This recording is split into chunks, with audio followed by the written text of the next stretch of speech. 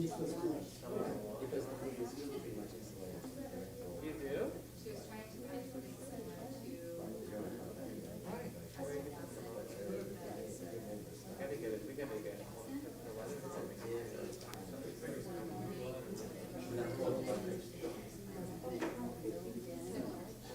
You're ready to get back to yourself.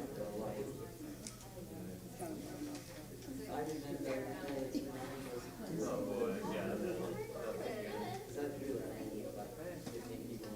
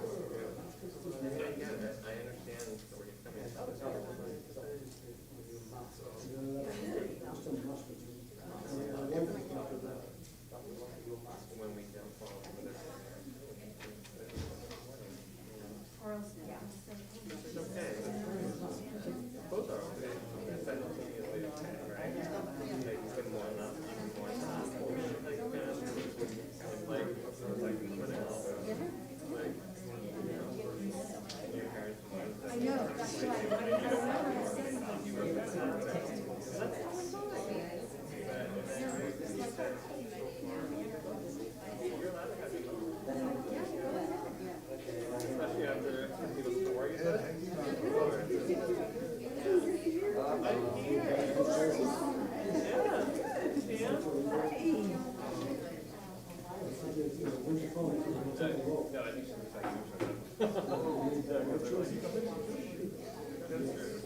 There you go, that's the base for like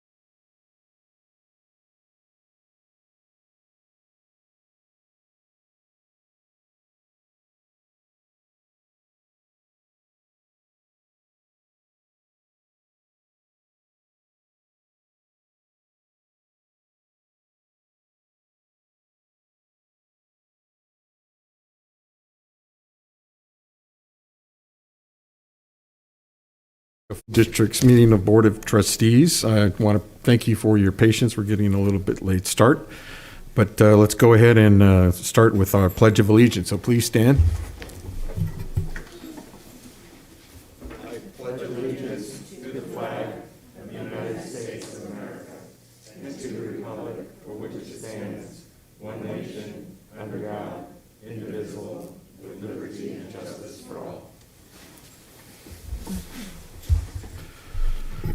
All right, thank you.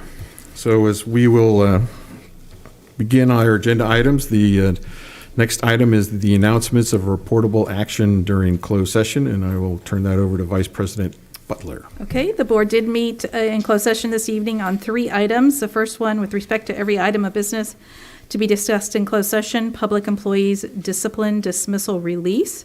We gave direction to staff. The second item, with respect to every item of business to be discussed in closed session pursuant to Government Code 54957 and 54957.6, conference with labor negotiators, Barbara Vankovich, Employees Organization, Nevada Federation of Teachers, otherwise known as NFT. It was information only. The third and final item is respect to every item of the business to be discussed in closed session pursuant to Government Code 54956.9, insurance claim number 584176. The board voted to settle the claim 6-0, 1 absent. Thank you. Okay.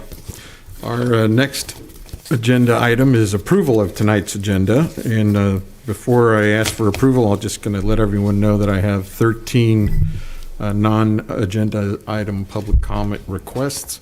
That would put us over our limit of 20 minutes in total. So I'm going to ask the board if, while we approve the agenda, that we also acknowledge or we would accept the additional time we're going to spend on non-agenda items. Just need some nods on that. Then if that's okay, could I have a motion to accept approval of tonight's agenda? I have a first by Trustee Jacobson and a second by Trustee Milrick. All those in favor is 7-0, 6-0, 1 absent. And I will take this opportunity to mention. Thank you, Trustee Milrick. I would like to include our advisory votes tonight. I apologize, trustees. Thank you. But what I was anxious to get to was just to let everyone know that Trustee Aguila is not with us tonight. She's not feeling well. So hopefully she'll be well and be back with us soon. So having said that, we have an approved agenda, and it's would be time to ask if we have any public comment on the consent agenda. I do not have any public comment requests on the consent agenda, so we will move to approval of the consent agenda. Would any of the trustees, Trustee Gasson? I want to pull something. Okay. I actually wanted to ask to pull item 15F. And just, okay, 15F. And then Trustee Butler, did you have an item? 15E. 15E. Is there any other consent items, including our student board trustees, if there's any items on the consent agenda you would like to discuss prior to passing their approval in a single motion? All right, seeing none, can I have a motion to approve tonight's consent agenda, excluding items E and F? Also move. I'll second from Trustee Mack. All those in favor? We have 6 in favor, 2 advisory in favor, and 1 absent. Thank you very much. So it's usually, this is the time where I'll bring it back to the board, and I will ask if this, to bring the consent items that were pulled. We have approval of the Nevada Unified School District Comprehensive Safety Plan, first by Trustee Gasson. Is this something that you'd want to move down for? That was me. I'm sorry, Trustee Butler, did you? Okay. Trustee Gasson, yours was the review and approve the board policy administrative rules and regulations, 5000 series. Just would you like to discuss that now for a brief question, or is it something we should schedule later on in the meeting? I just have a minor request that staff has been made aware of, that we make sure we use the proper and inclusive pronouns, and there's a couple of just small little changes. So it's the policy, I'm in support of, it's just a couple of word changes. So would you make a motion to have us adopt the as amended with proper pronoun, or would you like the item to be brought back at a later date? It doesn't need to be brought back with Okay. that, just with the amendment. So I think we can give direction to staff to amend the item with the proper pronouns and move the item. So, is that a motion? Yes, that's a motion. Do I have a second?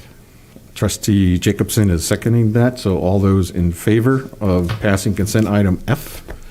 I have 2 advisories in favor, 6 in favor, and 1 absent. So we will approve that consent agenda item. And now we will move to Trustee Butler, who has item E, approval of the Nevada Unified School District Comprehensive Safety Plan.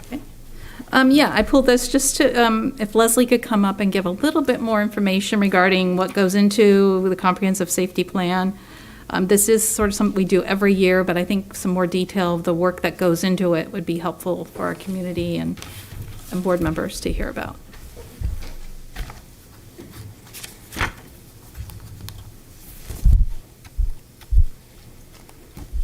Thank you. Yes, this is, our comprehensive safety plan is made up of a thick safety plan that goes to all of our school sites, and every year at the beginning of the school year, each principal submits their incident command chart, their schedule of their drills, their schedule of their meetings, their emergency contacts, as well as they have their action plans.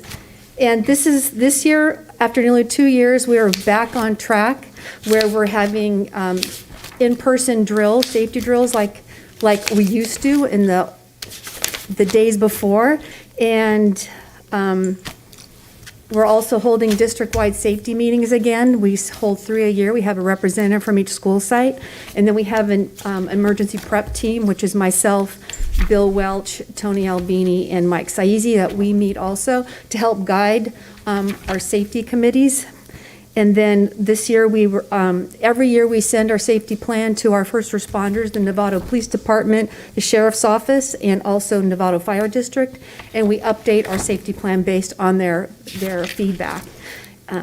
So yeah, a lot of work goes into it. Every year we have to report to MCOE by October 1st that we have all of our safety plans in order, and then they submit that to the state. Any questions from trustees on this matter? So I'll just thank you very much for that summary, and I'd like to thank Trustee Butler for bringing this to our attention and having it be more than just a consent item. I think essentially what we're saying is safety is very important to us, and we are doing our diligence on this matter. So having said that, Trustee Butler, would you like to move? I will move item 15E. Do I have a second for consent item F? Trustee Gasson. So all those in favor? 2 advisories in favor and 6 affirmative and 1 absent. Again, thank you everyone for working on the consent agenda tonight. So we will go on to our next agenda item. Is time for announcements by the board, superintendent, and student board members. So if you'd like to start with our student board members, Trustee Reese. I think you guys will learn my name one day. But so far, we've got a lot of Black History Month updates to give you. We're working on a mural to go up on the school, and we do intend on changing this mural monthly based on whatever's going on.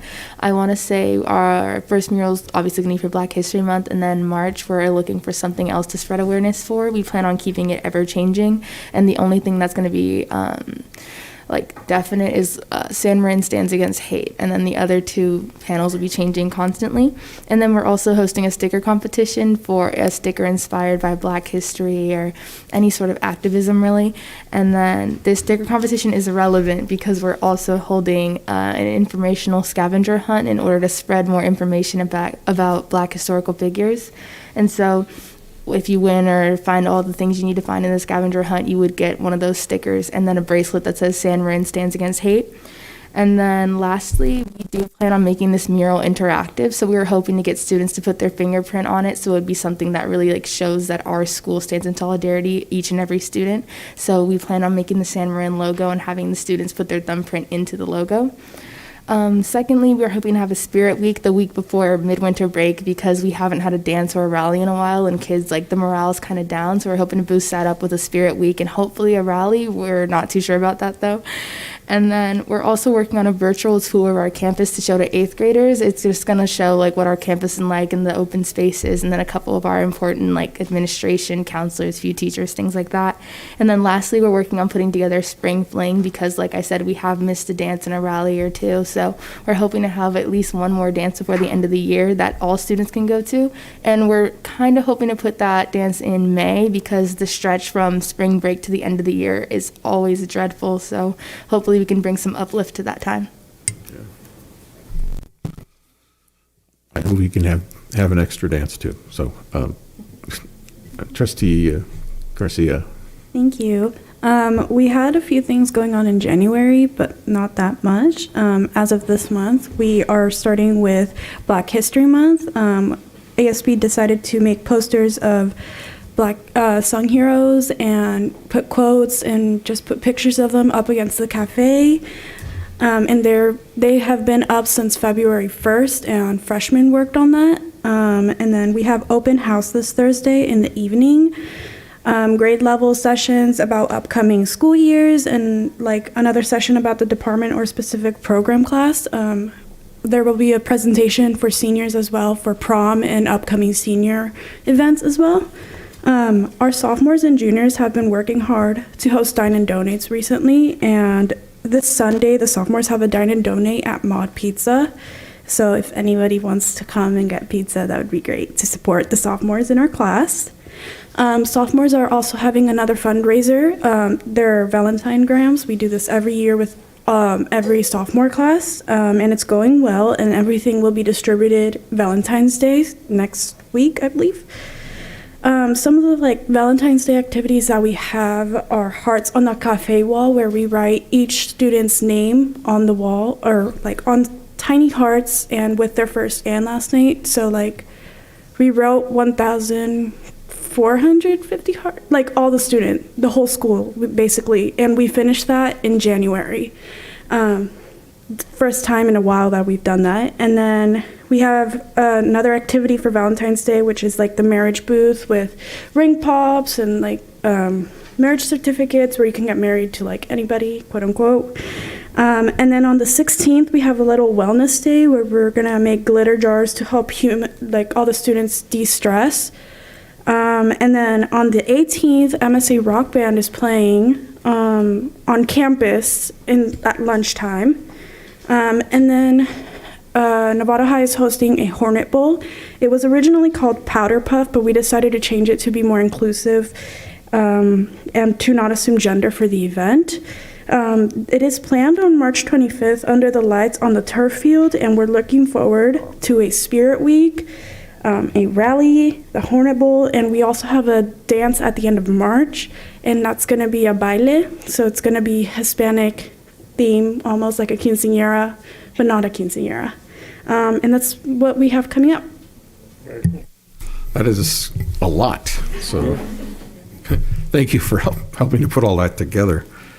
Okay, so we'll move on to our board. So I'll go to Trustee Milrick first. Mr. President, last week in our last meeting, I used some language that was a little harsh for a public meeting, and I apologize to the board and the community.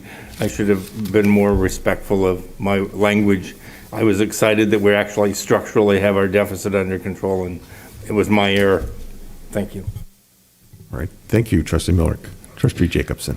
Since our last meeting, I held a community event and had some parents and teachers come and just answer questions and talk about what's going on. I'm hoping to do that monthly. It was really fun and informative, so please check my Instagram for that. Trustee Gasson. So I was at a Safe Routes to School meeting last week, and I just really appreciate the support that they provide to our schools. In particular, this meeting covered the Sinaloa traffic. There's a lot of traffic, and as a Sinaloa mom and a San Marin High School mom, I know how hard it is with the kids flying in from different places and streets. So they help support us with that. They do educational programs for our kids. They also are instrumental in getting changes made through, like the Vineyard project that put in the sidewalks and the different intersection there between, gosh, is it Vineyard and Wilson? So they've been doing a lot of great work for us, as well as providing us assistance with crossing guards. So that was a really great and important meeting. Then I attended the North Marin Council PTA meeting on Friday. I always appreciate Dr. Derby and Leslie attending those regularly. Lots of great information being shared, and it's a great group of, it's all moms, but so I'll say it's a great group of moms really doing a lot on behalf of our schools and kids. And then I intend to participate in JLAC's Legislative Day tomorrow. I don't know if any of you are going as well. So I'm really looking forward to that. And then there was going to be a district special education advisory committee meeting on Thursday, and it's been postponed. It will potentially be the following week. So thank you. All right, thank you. Trustee Mack, any announcements? Nothing to report. All right, thank you. So we'll move to Trustee Butler. No announcements. Thank you. We're going through it quickly. I think I'll just remind everybody, as Trustee Gasson did, that tomorrow, 8 a.m., we're going to have our joint Legislative Action Committee Zoom meeting with legislators in Sacramento, along with some additional advisors, et cetera. And I think it'll be a good meeting to attend, get some questions answered, and to see how things are shaping up in Sacramento. So appreciate that. Well, I'll turn to the superintendent for announcements. I just have a few. Novato High wrestlers won MCAL, and I want to acknowledge them because they get little recognition and they do really great work. So I was very proud of them. Saturday night, I got to be at San Marin and got to see the seniors honored. I have a darling picture of you and your parents, Maizani. I will send it. It was fun to see all the seniors. It was the cheer team. It was the girls basketball and the boys varsity. And it's a very special kind of experience. And you could just see the pride in everyone's faces and the parents so proud of their kids. So I loved it. I was really glad to be there. I didn't know I was going to that, and so it was a nice surprise. Last week, we had National Play Day at some of our schools, and I hope that we're going to get to see the videos and photos of that, so it's really a darling thing to do. Thursday night, we have our board workshop here with our parcel tax presenters, and we're going to have closed session at 5, and that meeting will start at 6. It's a board workshop. Olive is getting ready to move in, so Wednesday afternoon. Is Mike here right now? Maybe not. Oh, Mike. Mike is going to have a tour for the staff on Wednesday afternoon, and I know he'd be glad to have you join as well. It is the most spectacular. I can't even tell you how beautiful it is. I said I want to move in. It's really a beautiful design and beautiful space for staff and support providers, so going to be great. Let's see what else I wanted to say. All the spring sports started this week, so we're busy with all of that as well. One thing that has come up, and we've been getting a lot of emails about the French offerings at San Marin. We are in process of trying to figure out how we're going to accommodate the kids that have already started French.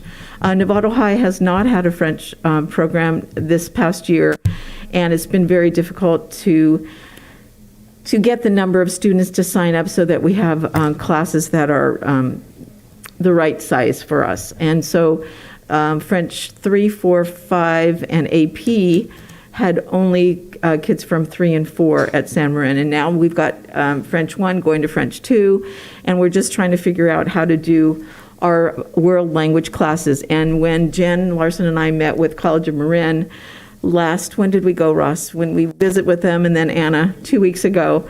And we said to Anna, are there some possibilities? Because we have kids that are asking us for a sign language, and we would love to have a sign language class. And are there professors that might be able to come on our campuses to do some of these extra special, the higher level courses that we only get a small number of kids for? So we're in process of trying to figure out what to do. We don't know what it is yet, but we will accommodate the students that need to have the courses. So I wanted to let you know that. That's it. Okay. Thank you. I'm glad you didn't say that in French. I couldn't. Okay. All right, so then we'll move on to our next item, 11. These are presentations, and we're going to start out with a presentation from the Pleasant Valley Elementary School. And our principal there, Tony Kwan. And anyone with you, Tony? Yes. I'll let you make the introductions. And Yay. we'll hear from Pleasant Valley. Awesome. Oh, this was really close. Well, good evening, Board of Trustees and Superintendent Dr. Derby. It is my first time having the honor to present in front of all of you. And more importantly, it's my honor to present two of the most incredible teachers on the face of this planet, Mrs. Angela Villaluna and Mr. Kevin Mahoney. They deserve the applause. So I have the honor of presenting a little bit about Pleasant Valley. This year has been a really challenging one for a number of reasons, but here at Pleasant Valley, we've really chosen to focus on joy because that's what it's all about. And working with students every day, working with the parents, the community, and these wonderful teachers brings me joy every day. And I wanted to share a little bit of joy with you all tonight. We've been doing all the data work and all the great academics, but I really wanted to have some fun tonight. So what could be more fun than a little bit of chocolate? So Mrs. V is going to give some chocolate to the board. I would like you to open your chocolate because one of those chocolate bars has a golden ticket. And you get a special prize if you get the golden ticket. And Dr. Derby, unfortunately, you two have to share. I'm sorry, I miscounted. That's on me. But sharing is caring. So go and open it up. Let me know if you have the golden ticket. The suspense. I think you need a drum roll. We're not violating any copyright. It's the off-brand color gold.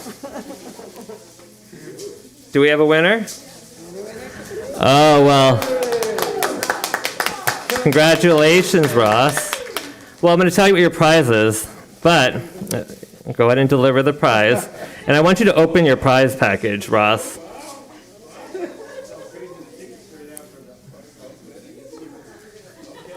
I want you to frame your ticket, Ross. Yes. I love it, yeah. I want you to open it. You have won the honorary prize of being a yard duty at Pleasant Valley.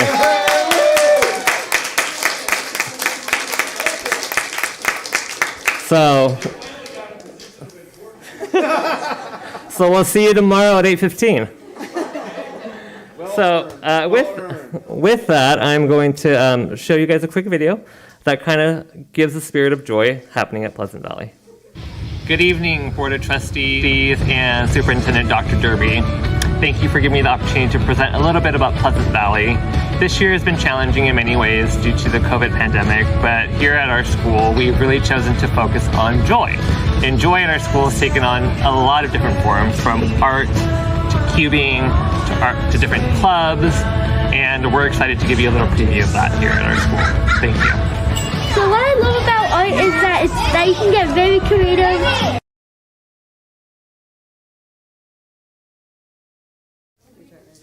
Let's try that again.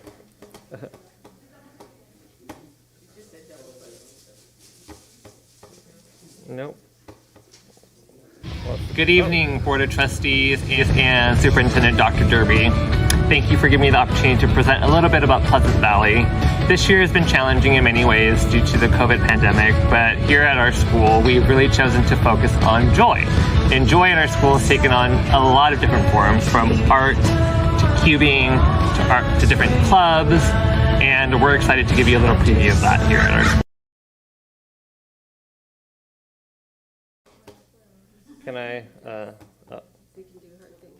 we can do hard things. I would love for you to see it. I spent a lot of time on it. Hopefully, I will figure it out. Thank you for your patience. Feel free to eat your chocolate. Exactly. Now it's the perfect time.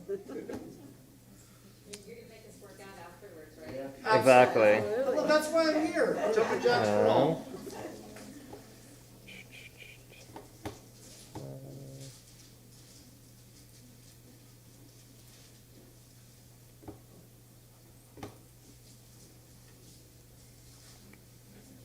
Oh, there it is. I found it. Good evening, Board of Trustees and Supervisors. Due to the COVID pandemic, enjoy our art. About art is that you can get very creative and you can make your own stuff. Like I did right here. I made a little guy. Now it looks like the normal way, but if you turn it upside down, it's a different kind. That's really cool, John. Yeah, that's why I made this necklace for, cause like this guy, like right here, and then now it's like the same way on the other side. So that's why I made it like kind of loose. Different places, and you have fun with your friends, and you can just create whatever you want. Kiva, tell me about it. Dude, it's so baby when turns Is that amazing? Maybe one thing. He's a decorated little child. I want to add It's a story.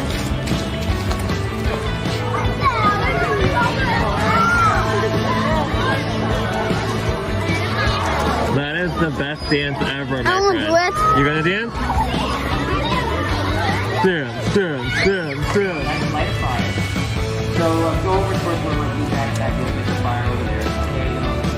And then we'll just set down the chair. Put her hands underneath her head and tip up her head. Put her head in her lap. Baxter, I need you to really take off your head. No. Take off your head. Put in the lap. Hi there, my name is Michael Katz. I'm a storyteller. I've been working in elementary schools for over 30 years, both doing assemblies and also teaching storytelling workshops to students. And Pleasant Valley, I'm happy to say, has had me come for many years because they believe in the importance of storytelling as a way to teach the ability to put ideas into words, story comprehension, outlines, and fun. And that's what's so wonderful about the arts and why the arts are such a vital part, in my opinion, necessary curriculum for an elementary school, because we can learn these important skills while having fun and being creative.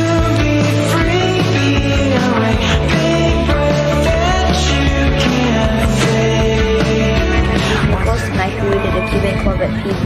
Cubing is joyful because it's creative, it uses a lot of muscle memory, which is fun, and you get to just hang out with your friends.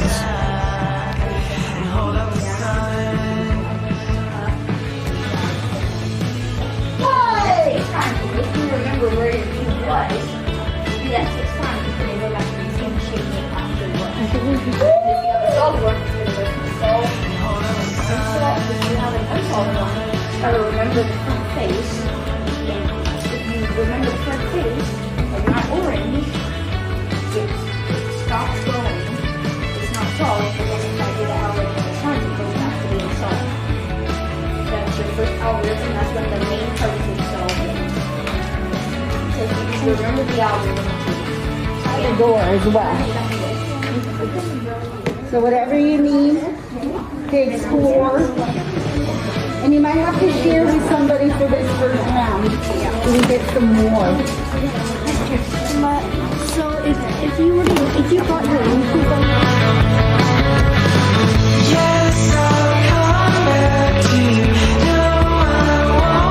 Hi, my name is Zainab, and I made an art club here at PE. I think art is joyful because it helps me have creative mind and also open to new ideas.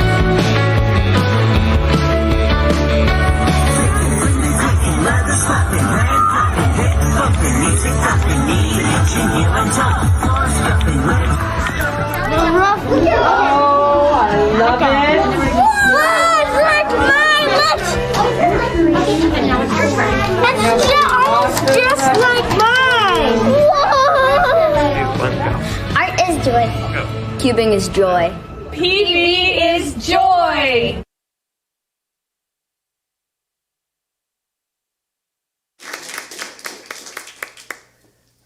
Any questions? Trustee Jacobson and then Trustee Millerick. Thank you so much. It's clear that you guys are doing so much with creativity as a way to spark joy, and I love that. I was trying to think of something to like get to know you guys a little better, and I didn't want to put you on the spot. But would you tell us each something that brings you joy personally? For me, I have a high schooler at San Marin, so just watching him live life brings me so much joy. And then I'm lucky that I get to be a part of so many children's lives as well, and I feel a very important part of their lives, and so being able to watch them enjoy life and just learn and discover new things is, I'm one of the luckiest people on the earth. I'm not too sure I could top that, but I agree with everything she said. I mean, the changes we make in kids' lives, it just brings me so much joy. And I get to teach PE. It's the greatest job in the world. I absolutely love it. And every day, Mr. Kwan, working with you, Mrs. Villaluna, working with you, and working with those amazing faces we saw, how can you not feel joy? It's amazing. And personally, I mean, the students and the families are phenomenal, but what brings me joy is really working with these phenomenal people back here. I don't just get to call them my staff, but they really are my family. And so getting to come to school every day and hang out with this crew and to do, make magic and joy happen with kids is, a wonderful thing. And, that they trust me to lead them in this is kind of crazy. All right, and Trustee Miller, did you have a question or comment? What's your record for the Rubik's Cube? My record is... No. No, the whole school. Oh, no records have been set yet. Okay. Nicholas was the one who came up with the idea for Cubers Club on a very courageous ask one day. And Mrs. V, what do you think if we had this? And I said, well, you tell me. What do you think if we had I this? spent a day in San Diego trying to do it, and I didn't get it done in a day. So I'm trying to figure out set a goal for my own. Yeah, that's right. Maybe I was looking for a mentor. But He definitely knows all the tricks. And so far, he says we're into a third stage is coming up. And he's trying to sign up for some competitions as well. Super proud of him. Hi, Nicholas. Hope you're watching. So, yeah, come learn from him. They're amazing teachers. So 8 o'clock tomorrow morning, is that what you said?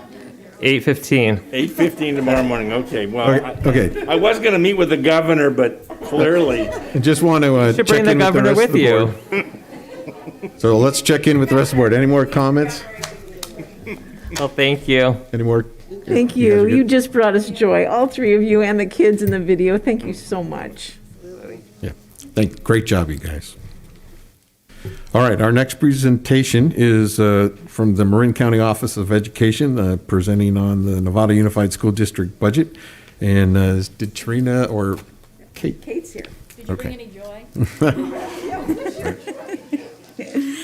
I have brought lots of joy with me this evening, so good evening, trustees. Ms. Myers was not able to join us this evening. As you're aware, we have our board meeting this evening, so I ducked out of our board meeting to make it here. So just very briefly, we would like to extend our appreciation and thanks to the many members of the Budget Advisory Committee and to the staff that prepared the information and kept that moving along, and to the board for the subsequent and extraordinarily thoughtful action and the entire process that the district has undergone to correct the budget deficit. We are just so incredibly pleased with the progress that you have made in what is really a very short period of time. And when we consider everything else that is going on in our world, we just have nothing but appreciation and thanks for the district. And so with that, I would just ask if there are any questions. Any questions or comments from county? Okay, so we appreciate you getting away from your county meeting and coming to address us on the budget issue, and we know we're going to see you again. Very good. Right. So thank you very And much. the appreciation goes to you as well, Kate. I know Lois feels that way, and each of us does. You've been fabulous to work with, and you've been with us every step of these difficult days and challenges, and we're going to get on the other side of it, and we want to thank you for that. I appreciate it so much. And there's the joy. Okay, all right, very good. Thank you. Okay, so we will conclude our agenda item 11 presentations, and we will move on to non-agenda public comment. Oh, I'm sorry. Oh, I do. I do appreciate you bringing this to my attention. All that joy got me going, and I missed it. So basically, board, we are still on item 11B, which is the Marin County Office of Education regarding our budget oversight. And we have two comments on this issue, and our first speaker is Mark Perry, and that'll be followed by Mary LaPlaca. Welcome. Thank you. I want to say thank you to the Marin County of Education for helping us with our budget. I think that we're doing really well now with this oversight. I do want to make some important points about what we need to make our budget sustainable in the future. The first thing, obviously, is to renew and increase our parcel tax. I know there's a meeting on Thursday about this, and that's good that we're getting started early on it. That's very important, I think, to engage the community and engage the voters. What I saw when I did phone banking was that the voters need to have confidence in the board and that the board is managing our money properly. So maybe it's helping to have Marin County here. I'm not sure, but I just want to urge you to make sure that the voters have that confidence that they need to vote for it. The second thing is that for our budget to be sustainable, we need to stop losing enrollment. I'm not sure what that is. It could have been because of COVID, competing with private schools, how they were in person and we were remote, but that is not the case anymore. So I think that it's important for the board to come up with a plan to stop losing students. I think that we need to figure out why we're losing students, whether it's competition from private schools or other reasons.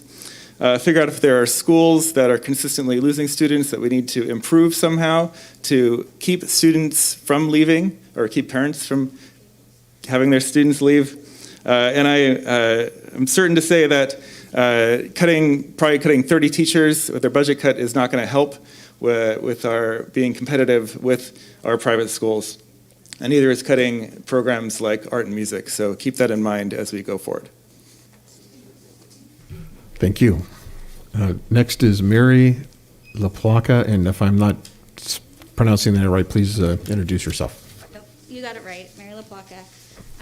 Many of you know me. I am a Rancho parent. I've served on the 7-Eleven committee and have really followed everything. And again, appreciate all the hard work that the board has put in for the budget cuts. I know it's not easy, and I know Marin County of Ed stepping in and helping was also very good.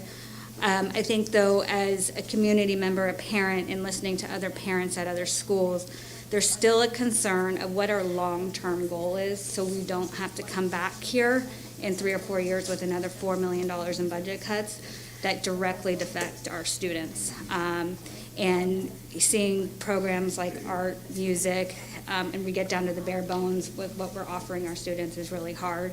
And watching, being a PTA member and fundraising and our PTA budget is more than a site budget, and then we're continuing to cut that site budget, concerns me moving forward, because then the PTA is going to cover that, and what is, again, not going to happen for these students moving forward long term.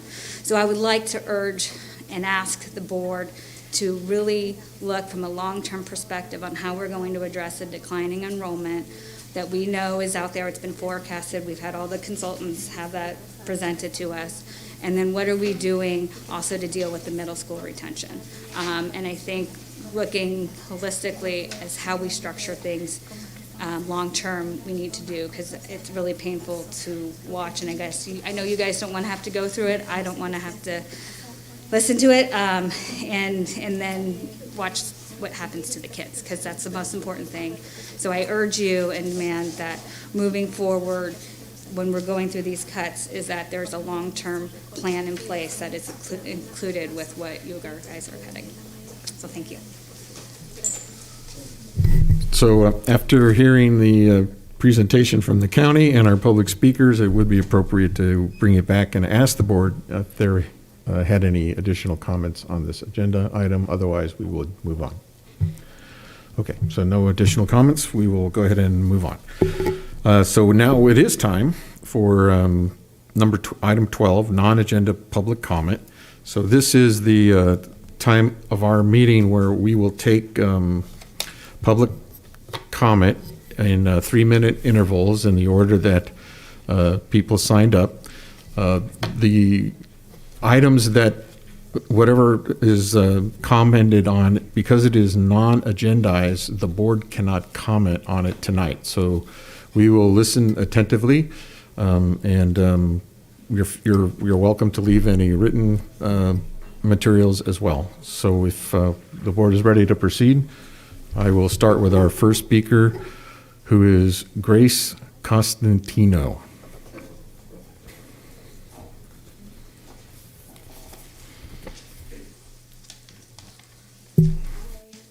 Good evening. Put that down a little bit. Good evening, school board members, colleagues, and community members. My name is Grace Cosentino, and I'm a science and AVID teacher at San Jose Middle School. I want to begin by giving my gratitude to the district and the board for following the CDC and Marin County health guidelines on COVID protocols in schools. We have heard statements in the past from the community that are upsetting, but here's what I'm seeing in the schools. Number one, the masks are not harming the students.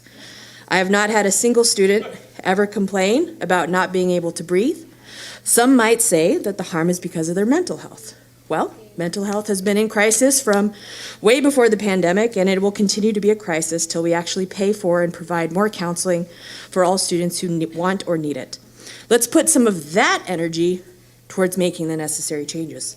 Number two, the students are able to pick up on social cues by seeing half of our faces in class. And in fact, they are getting better at vocally communicating their feelings and needs. This is a huge accomplishment for these students. There is misleading information out there about students suffering from not being able to see a full face. It is only true if a child is literally surrounded by people who only wear a full face mask for every moment of their life. And as we know, our students and staff can be without their masks in outdoor spaces now. So we are seeing your students' faces, and they are definitely seeing ours.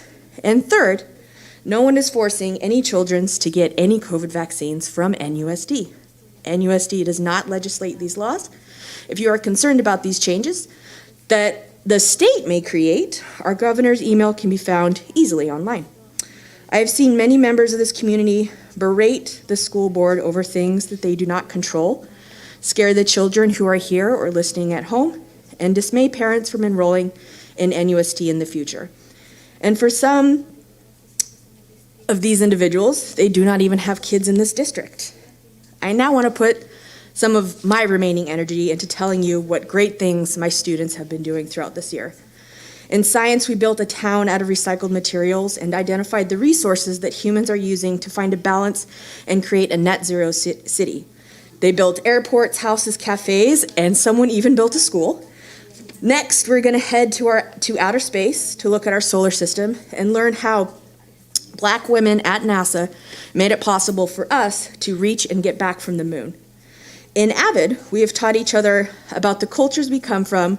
We've been planning for our next steps to high school, virtually toured college campuses, have weekly tutorials, began planning for possible careers ahead of us, and we are now celebrating Black History Month and learning about the Black heroes whose stories have been forgotten or just removed.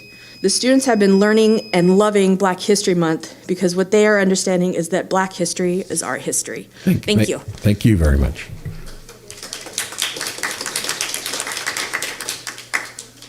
Before I call up the next speaker, I just want to remind everyone to please be respectful of the speaker's time. We want everyone to have a fair and equal amount of time as they address the board and exercise their First Amendment rights. So our next speaker is Mariah Fisher.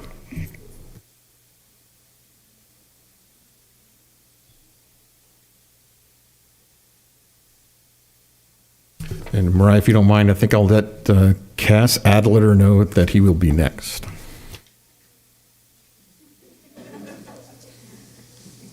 Good evening. I am Mariah Fisher, president of Novato Federation of Teachers, teacher at San Jose Middle School, and mom of 3 kids in the district. Thank you for having me here tonight. Tonight, I request that you walk a day in our shoes. I ask you, as a group of 7 board members, to shadow 3 elementary teachers, 1 teacher at each middle school, and 1 teacher at each high school. This is not attendance at an event or a quick walkthrough. It is a day in the life. Contacting them ahead of time to find out what time they arrive on campus in the morning, meeting them at school when they normally arrive, and staying with them through the whole day until they leave. I will be sending you a follow-up email with the details this evening, and I'm happy to set up all the arrangements if you tell me what day works for you.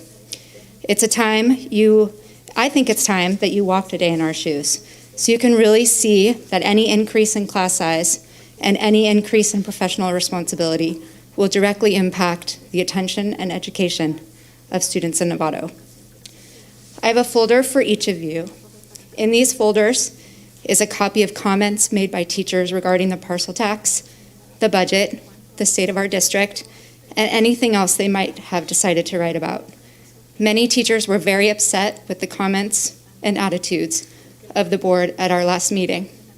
I am one of them. To sit in this room and hear our leaders speak about the people who are touching the lives of my children the way they did is not acceptable. No one should sit up there and say they are thrilled about 30 teachers leaving our district, ever, under any circumstances, and I appreciate your apology. Every teacher lost is a bigger class next door, 1 less of an advocate on our campuses, 1 more combo class, 1 less campus with 1 less person on campus with laser focus on our students. We are not inventory to count. We are not overstock to purge. We directly impact the children of Novato, and we deserve your respect. I chose to work in Novato because I love Novato. I fell in love with the elementary school my kids went to the second I stepped on that campus, and it was because of the teachers. I was so in love, I bought a home in Novato and picked my neighborhood, deciding to stay here until our last kid graduates from high school. Since 2010, I've been committed to supporting the teachers in Novato in any way I can, and this commitment is why I took on this leadership role and why I'm standing here tonight telling you you do not have a right to talk about us the way you did 2 weeks ago. And it was not just you. It's poor leadership, and we can't have that right now. We need leaders who accept responsibility for the path they put us on, and leaders who have vision to move us forward. Thank you. Thank you. I need to leave because of a family emergency, so I'm not going to be here. Thank you, Maria.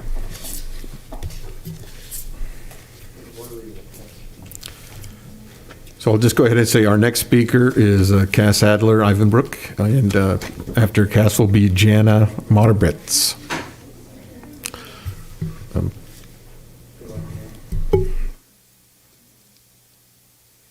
Dear Board, before your eyes turn to the future and look to what must be done for going forward, I want to take these 3 minutes to reflect a little on the meaning of the work you did in the last board meeting. My name is Casimir Adler Ivanbrook, and I am a teacher in this district. I did not feel good about the last board meeting, and I'm sure you did not either.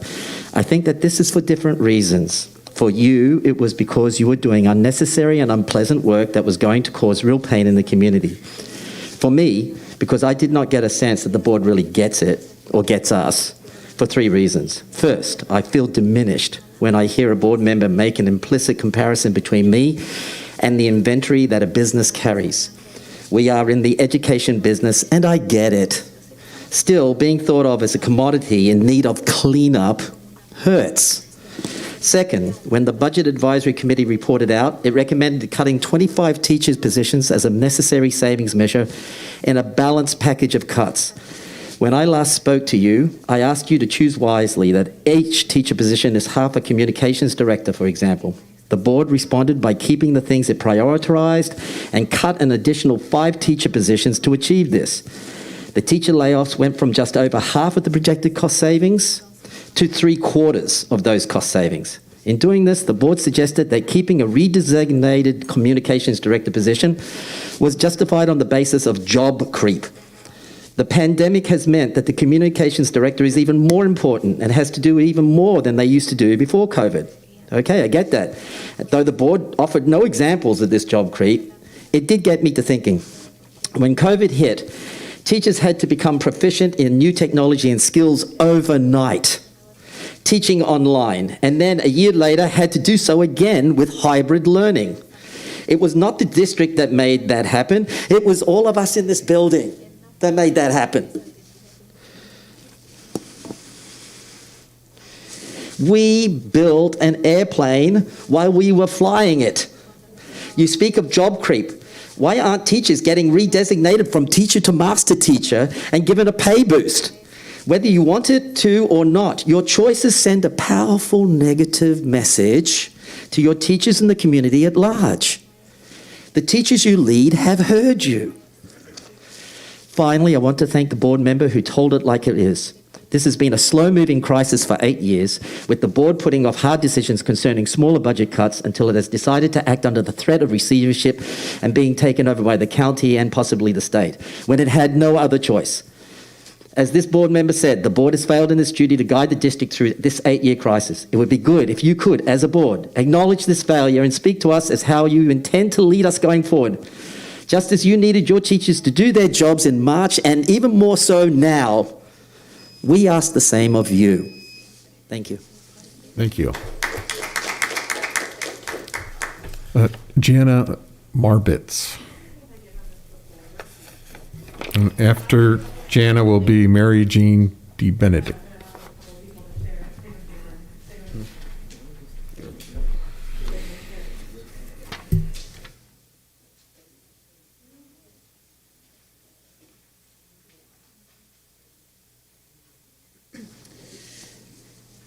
Good evening, Superintendent Derby and Board of Trustees. I am Jana Morbitz. I am a former NUSD teacher and mother to 2 third graders. I'm here to address teacher salaries, and I have not heard this come up in your budget discussions.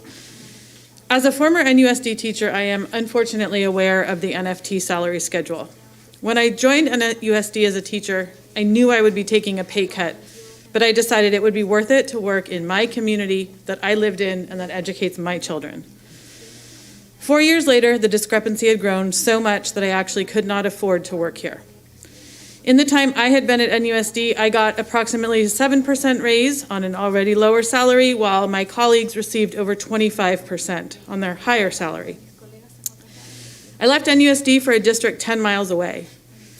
I make $2,000 a mile, $20,000 more in San Rafael City Schools Elementary. To note, San Rafael City Schools Elementary is an ADA district. It is not basic aid. Thankfully, I started my career in San Rafael and I love it. It was a hard decision. I was so fortunate to work at San Jose Middle School for 4 years. I loved it. The family, the communities, the staff, the teachers, and of course the students. They're amazing. I loved it. I was so happy, but I literally could not afford it. I can't afford to live in Novato with 2 children and work there. I'm not a better teacher in San Rafael. I'm not worth $20,000 more in San Rafael, but I had to move. I've given you a copy of the salary schedule just to show you. In my year in Novato, I would make $86,543. In San Rafael, I make $106,270. I have not included benefits in these calculations, for which I pay less in San Rafael, which also increases my take-home pay. I highlighted in the Novato schedule, the yellow, I would have to work 30 years at the top of the salary schedule. I still today would not make what I am making in San Rafael now, which a 12-year teacher makes. Experienced teachers bring so much to a school, a classroom, the district, and most importantly, the students. With a pay discrepancy that you see in front of you, it's no wonder teachers are leaving. I have 2 students in the beyond amazing dual immersion program at Linwood. Every year, I am terrified there will be no teachers to fill those positions. So this brings me to the budget. I would like you, as you are cutting items, to take into account teacher raises. They must be included in your budget. Teacher salaries need to be more aligned with the other districts in Marin. I'm well aware of the fact that other districts have a higher per pupil funding, but somehow that has to be overcome. As teachers, we are told to control what we can and move all students forward. You have your budget, you need to control it. Asking for more cuts seems insane, but more insane is losing your good teachers. So I ask that you think about your budget. And this is not in my comment, but I would also just like to say, my heart is singing that you have translation now. Seeing Isabel in this room and hearing Isabel is making me smile so much. Thank you. Thank you very much. Appreciate your comments. Mary Jane DeBenedict is next, followed by Don Nicodemus.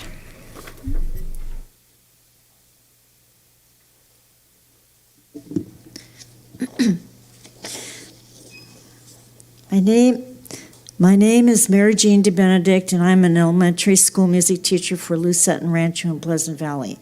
I want to thank you for giving me this opportunity to talk about the importance of music in our elementary schools. What is the role of music in public school? Well, it can connect with every other subject taught in our elementary schools. Why? Because music is at the heart of our culture. It reflects history through folk songs and dance. The moods and feelings it inspires touch our souls and connect us in choirs and dance. The lyrics of songs express human feelings, often expressing them in poetry. And the mechanics of meter and rhythm reflect the rigor of mathematics. In effect, music brings together history, literature, and mathematics. It can touch our souls, and in choir and band bring us together in a joint pursuit where we can share one of the common joys of being human. Recently, I had the occasion to share with the father what was taking place in our music class, where we sing, perform folk dances, move in different ways at different levels, different shapes, play instruments, perform on Orff instruments, play percussion instruments, bells, involve ourselves in singing games, read stories about composers or music-themed books, listen to music masterworks, example, Carnival of the Animals, and respond to the music. We also draw and do anything that I can think of that is fun while simultaneously gaining musical knowledge. The introduction of technology has also taken its place in music teaching, capturing a world filled with sights and sounds, visually supporting music concepts and ideas. My music curriculum integrates social studies and music. Music standards are followed and music concepts are taught relating music to concrete historical fact or events. Each grade level follows the same format. First grade is entitled An American Musical Journey. Each month we have a different topic. This month it's American composers. This past week we looked at Scott Joplin, the king of ragtime. I played a ragtime for the students and we explored what makes music ragtime. Clapped the meter and looked at the steady bass line. We then clapped the syncopation that is happening simultaneously in the left hand. I then had half of the group clap the meter and the other half perform syncopation. These were first graders. They were amazing. Second grade is Passport to Music. We visit the 7 continents and study the music of different countries on those continents. Presently, we're focused on South America, specifically Argentina. We're learning a song in Spanish called Mi Chakra. Third grade is our Novato heritage in song and dance. We begin with the Miwoks, who are the first people in Novato. We sing acorn songs, study instruments that Miwoks created or gathered from their environment. oh no, play Rattles made from, okay, I'll have to go to the end. To see the joy that the music creates for these children is heartwarming. Can we deny these children opportunities that nurture their spirit? In my lifetime, I have seen too many missed opportunities. Let's avoid making this a missed opportunity for them to discover their world through the arts, permeating and enriching thank you, their Mary Jean. everyday lives. Thank you for your comments.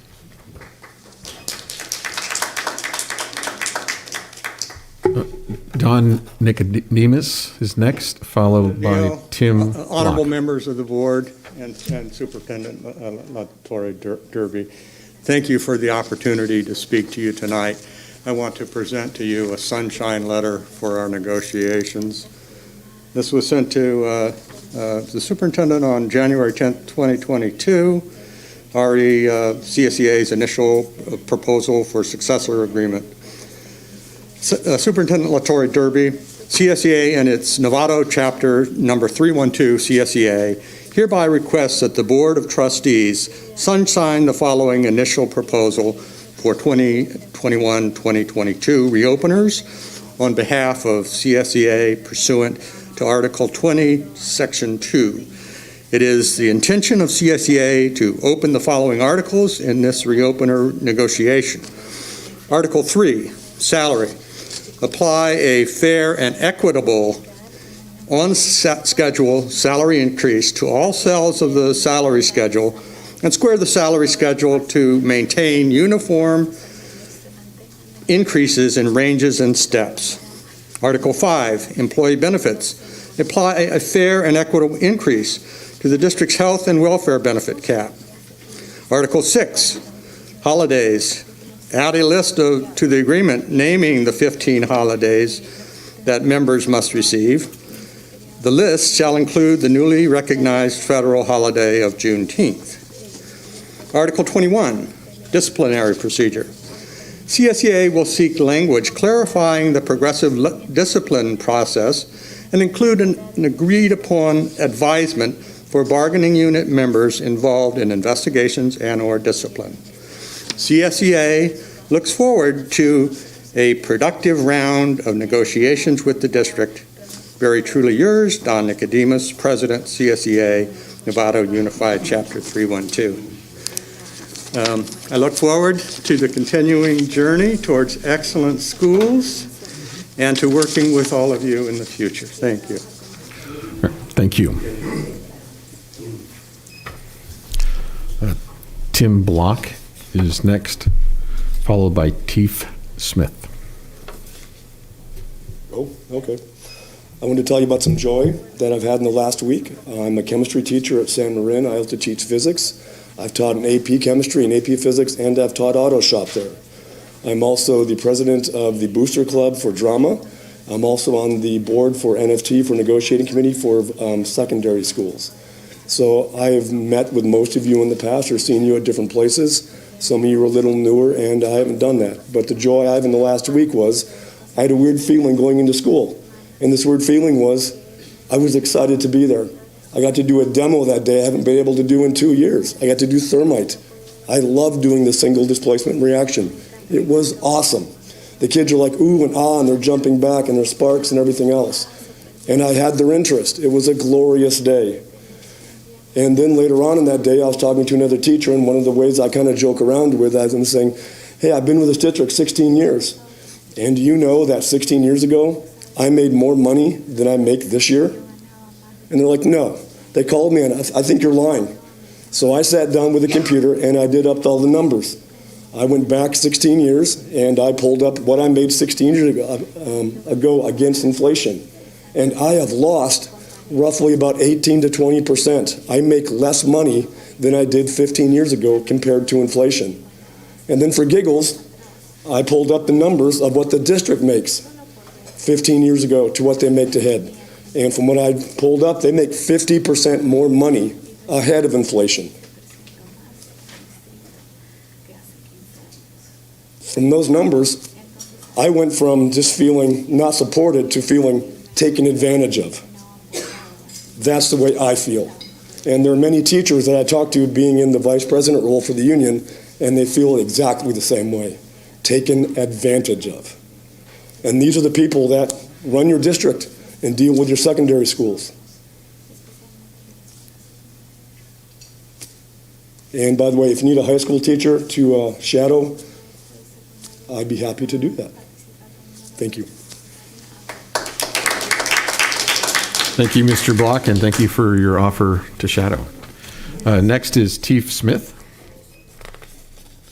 And then it'll be Mitch Levin.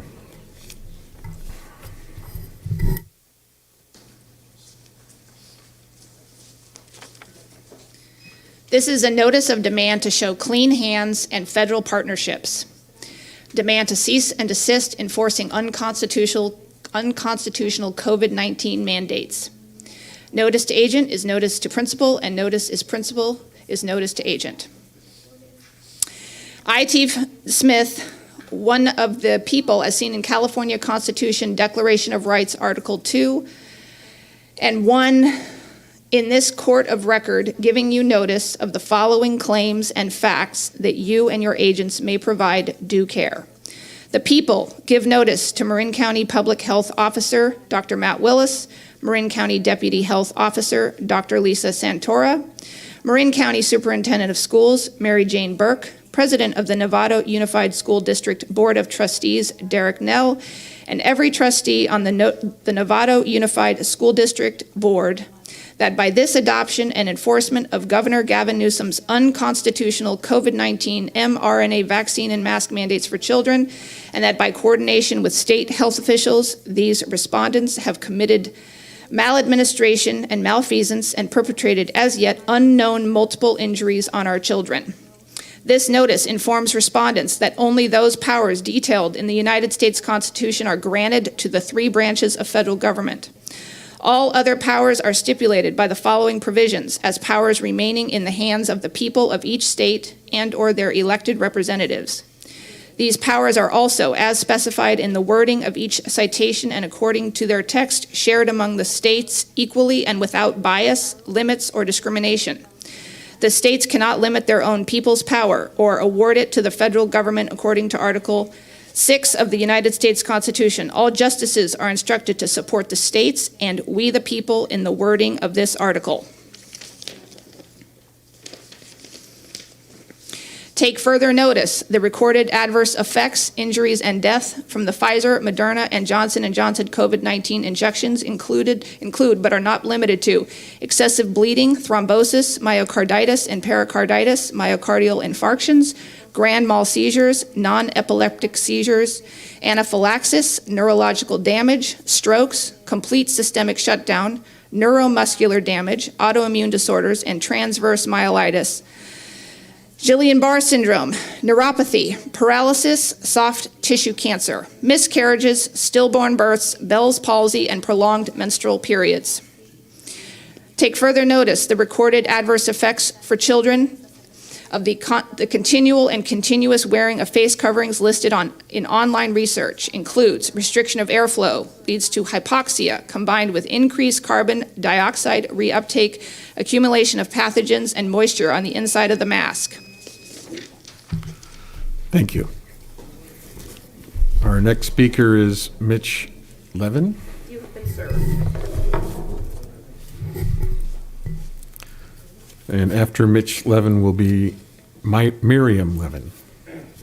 She's going to yield her time to me. You will have 3 minutes, Mitch, and if Miriam doesn't speak, then we'll move on to the next speaker.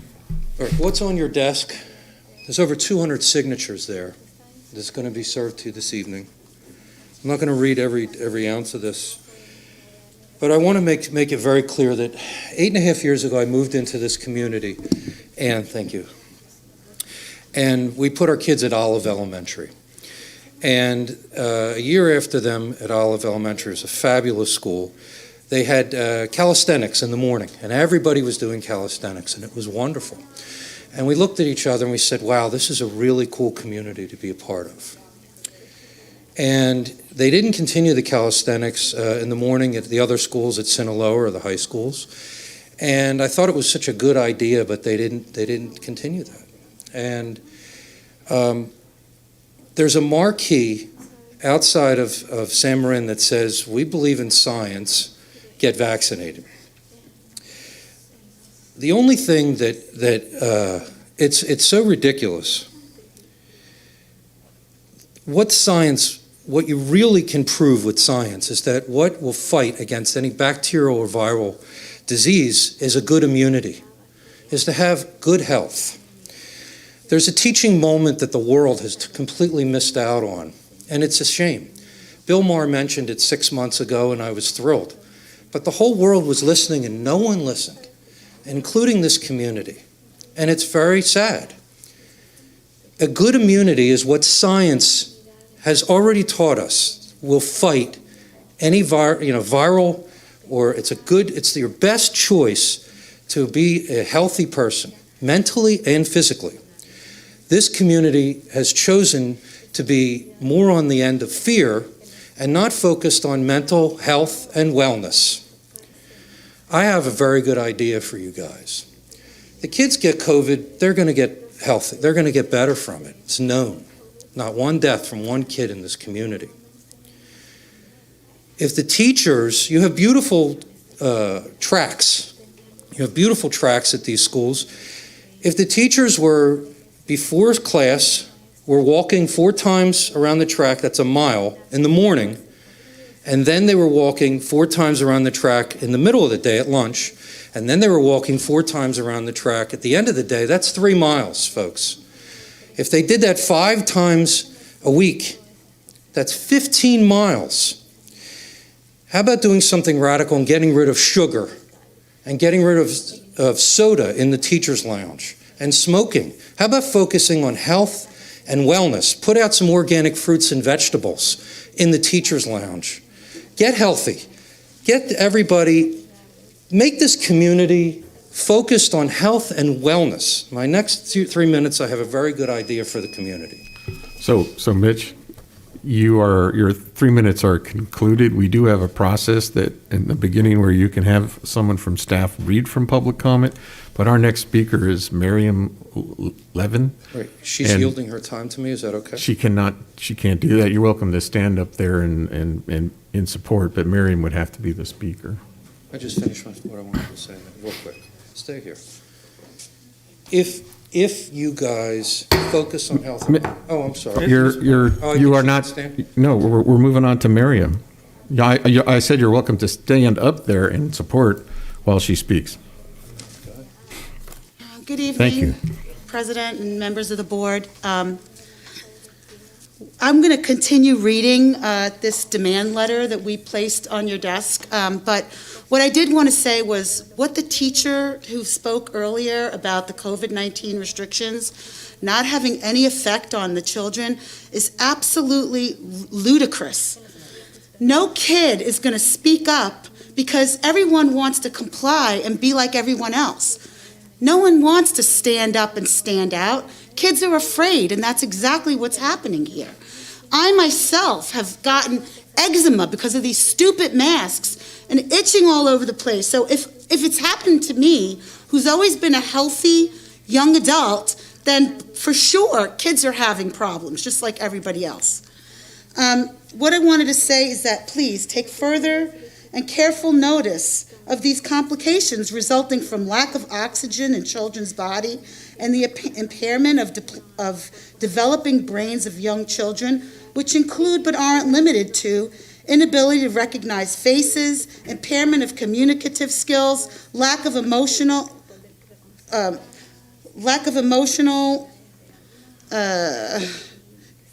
through the absence of physical signals from facial expression, reduction of oxygen and retention of carbon dioxide as young brains are developing contributes to the irreversible brain damage, stunts natural growth and neurological wiring, which results in social maladaptions and difficulty in learning and remembering in academic and social settings.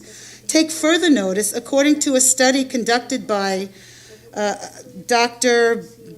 Bunyavic, excuse me for mangling his name, School of Medicine in Mount Sinai, nasal gene expression and antigen oxygen-converting enzyme 2 in children and adults, published in the Journal of American Medical Association, that children naturally have the capability of evading SARS-CoV-2 virus due to the lack of ACE2 receptors in their nostrils. Therefore, children are less likely to contract the disease. This notice is hereby given the following data drawn from key Supreme Court cases that protect the right of persons to raise their children without interference of the state.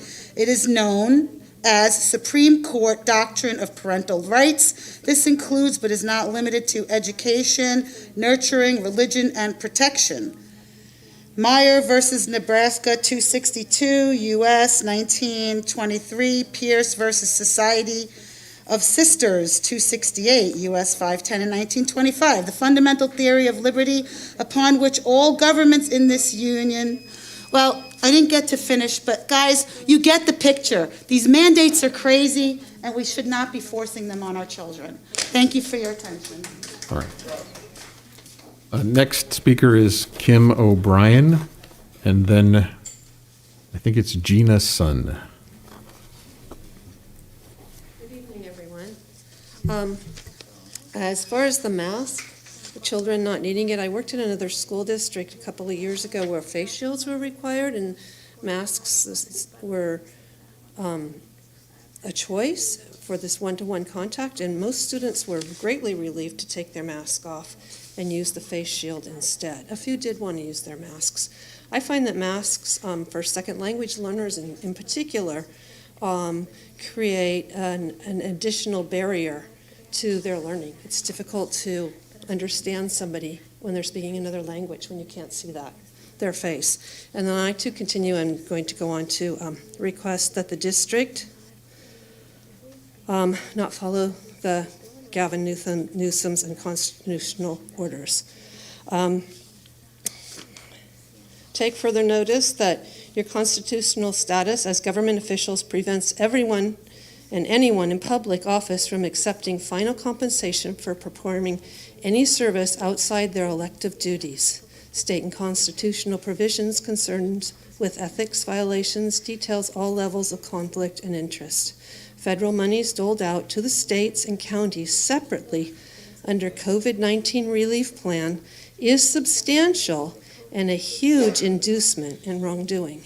Therefore, take notice, federal monies received or promised as contractual condition in exchange for adopting federal compliance policies, i.e. requiring the COVID-19 injections as a condition of attending public schools, are subject to constitutional provisions as followed. Under a test provided in South Dakota versus Dole, Congress placed conditions upon the receipt of federal funds by a state requiring the following conditions being met. The spending must serve the general welfare, and condition placed on the state must be unambiguous.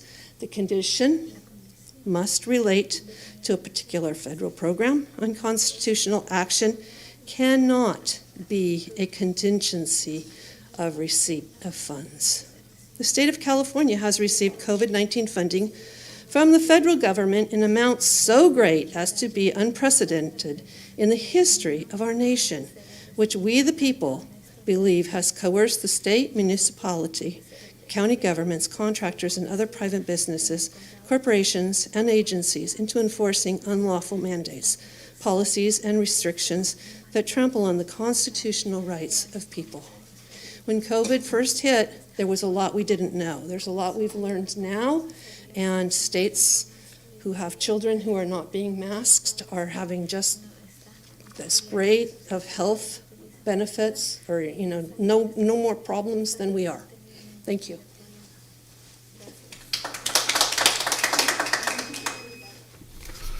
Our next speaker is, I think it's Gina, but it may be Gia's son. So please introduce yourself. Gina Sun. I'm reading to you a letter that was received today.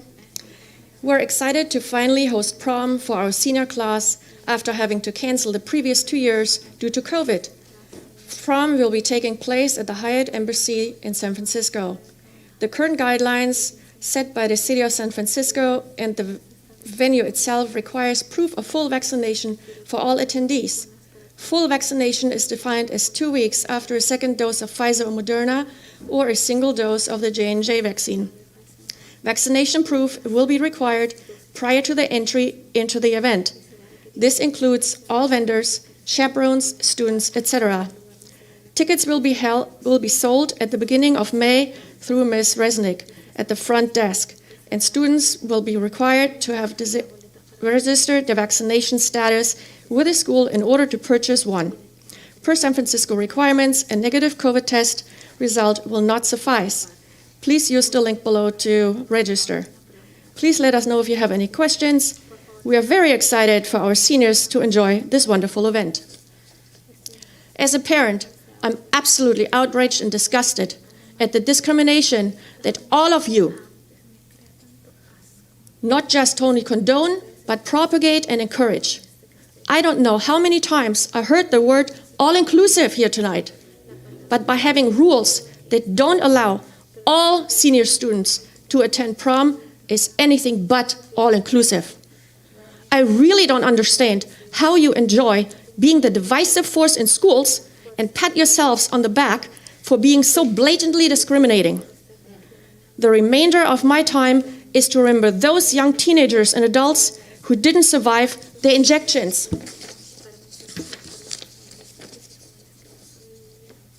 USA, 16-year-old, twice vaccinated teenager collapses while playing soccer and dies a little later. Germany, 15-year-old goalkeeper Bruno Stein dies at the age of 15. German goalkeeper, 25 years old, Lucas Baumer, dies suddenly and unexpectedly. 16-year-old Mexican Hector Manuel Mendoza dies of heart attack while training. USA, 12-year-old Jason Kidd collapsed during basketball practice and died later. Jens Desmel, 27, football player, passed away after a heart attack. Luis Ojeda, 20 years old, Argentine football player, passes away, collapsed on the field. Hungary, 18-year-old football player Victor Marcel Hegedis dies while warming up.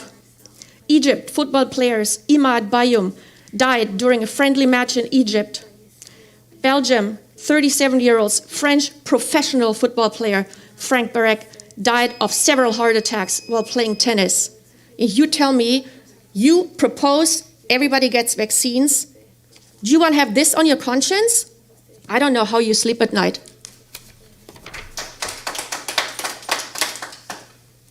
Mariana Montero. Montero. That's a so. Please, thank you.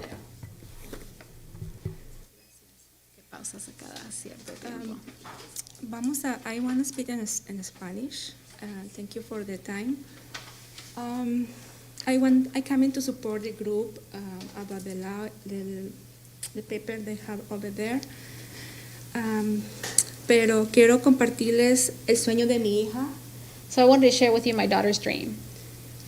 My dream for the world, no mask. I have a dream. So, Zaira, my daughter, she's 8 years old. Quiero compartirles que el 31 de enero tuve una reunión con la superintendente. I wanted to share with you that on January 31st I had a meeting with the superintendent. Y le dejé todos los documentos que yo a través de todos estos años que he estado en este distrito he tratado de abogar por los niños, por mis hijos y por las escuelas. And with her, I left all of the documents that over the years that I've been with this district, I have accumulated in regards to my advocacy efforts with issues that have come up with students at the varied schools. Quiero decirles al board que los protocolos que tiene este distrito ponen en riesgo a los papás. And I wanted to tell the board that the protocols that this district has in place actually have put parents at risk. Porque la superintendente me fue muy claramente que yo no podía hablar con ella sin primero tener que hablar con los directores de la escuela. Because it was made very clear to me by the superintendent that I couldn't come talk to her first before addressing the principals at the individual site. Y la historia que yo he tenido aquí en ese distrito es que las escuelas ponen represalias en contra de los papás. And the history that I have gathered from this district is that when you go speak at the sites, then, there are,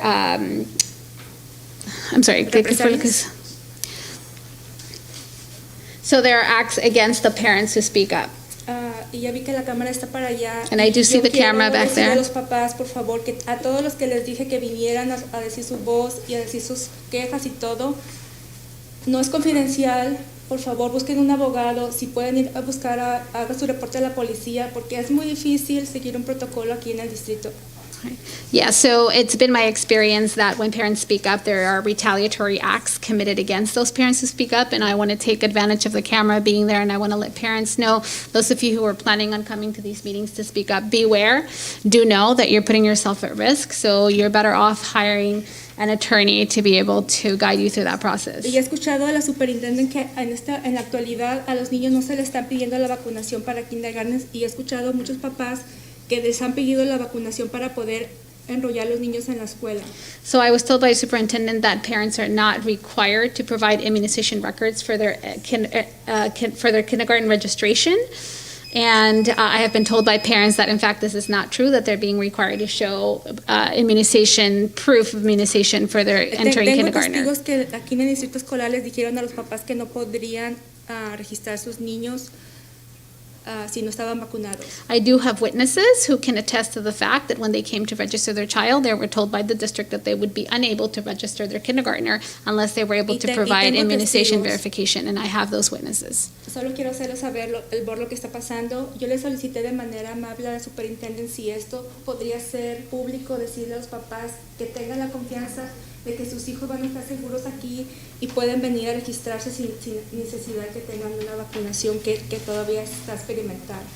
So I wanted to let the board know that. I also did gently ask the superintendent to let parents know that we're coming to register their children, that their children would in fact not be required to receive this experimental vaccine. Nosotros en Lusoto tuvimos un incidente el 16 de diciembre. At Lucetton, we had an incident on December 16th. It breaks my heart. Este niño es un compañerito del niño Dylan que desafortunadamente cayó en la escuela. This child is a friend of this child Dylan that fell at school. Y como este niño estaba llorando y como el niño su compañerito estaba inocente y And this child was crying and about the fact that his friend who was innocent never returned to school. ¿Cómo puede decir una maestra aquí que los niños no están siendo afectados si hasta los adultos estamos siendo afectados por esta situación? How can a teacher stand here and say that children are not being affected by that? We as adults are being affected by it. How could they not be? Yo ya les compartí este trabajo que tiene mi hija, su sueño para este mundo. I've already shared with you my daughter's dream, her dream for this world. Y yo les quiero pedir a los papás que si el distrito escolar o cualquier persona les pide un requerimiento de vacunación, que sean capaces aquí los directores y los administrativos en firmarles una carta donde aquí el board y el distrito escolar se hagan responsables de todos los daños que pueda ocasionar esos niños. And I'm asking parents that if they are talking to staff members here at the district or at their individual sites, whether it's a principal, a superintendent, a staff member that's asking them to vaccinate their child in order for their child to attend school or to be enrolled, that they get that person who is making that requirement to sign a letter attesting to the fact that they will be responsible for any and all damages that is suffered by their child. Si podemos ser valientes para pedir algo, también debemos de ser valientes para responder por los daños que puedan ocasionar. If we are being brave enough to ask this of people, then we better be brave enough to deal with the after effects. Y la superintendente lamentablemente no sabe lo que está pasando con las regulaciones en las escuelas. Por favor, yo les pido una revisión en las escuelas, lo que están haciendo los directores ahí. And the superintendent sadly has no idea of what's happening at the individual sites, and I am asking that there is some follow-up with the individual sites as to how it is that they're following policies and procedures. Y aquí tengo la carta de los All right, thank you very much. That And I do concludes have a letter the of time we have that I this touched evening for upon public comment. at my meeting. Thank you. Okay, so that is our non-agenda public comment. So we'll be ready to move on to item 13.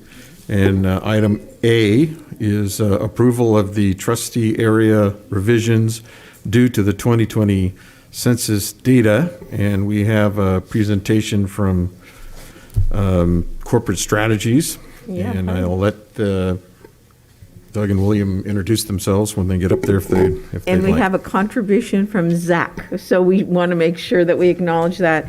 And we also have maps on the table. Ross had asked that we have the others that we had looked at the last time. So you have those, and then you have the proposal that we have as well. So thank you, Doug and William, for being here and So waiting. the request was we have all 5 maps that are available to us to consider, so you have a hard copy. And it wasn't in the packet, but it's at your desk. It's at the table. Yeah. Thank you.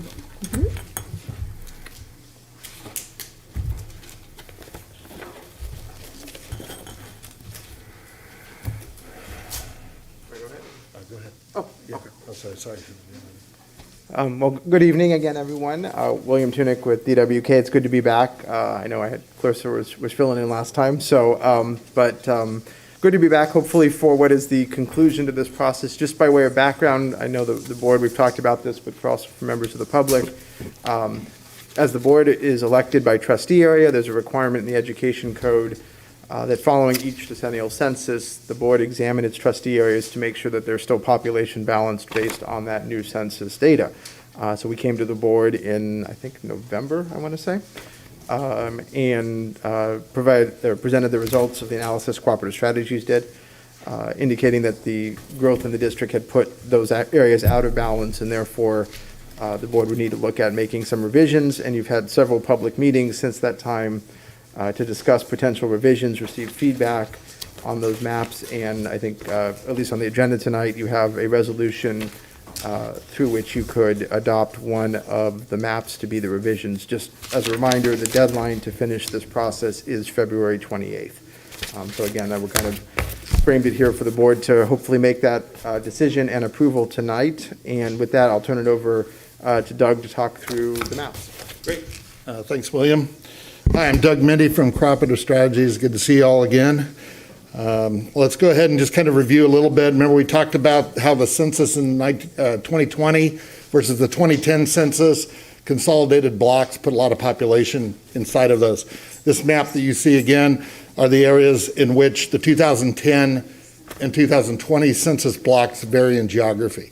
So what we did in a couple things, and then also in the Griggy, Zach's map is also splitting them and doing the proportional analysis, so I've done that as well.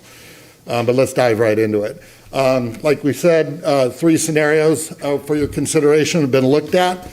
We took input and came up with the 2 more, so we'll go through those. Scenario 4, the areas, just call your attention around the northern part of 4, where it runs up against 2. Scenario 4 is using the 2020 block geographies, okay?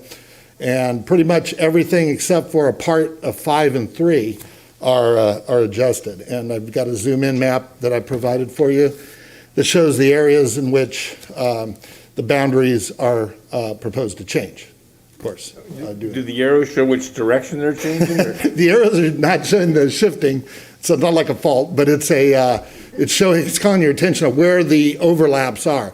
So the dashed line is where the current boundaries are, and the areas in which the changes from that occur are where the arrows are calling out. So you can see, for example, in 2, the second arrow down, you can see that old district fall to 2010 block. What happened in 2020 when the census redo the districts, they brought that over into trustee area 4, so that the census makes that allotment, and then the balances and all those things are calculated, and so we can kind of see how that works. So zooming in on that, you can kind of see that a little bit better on this slide.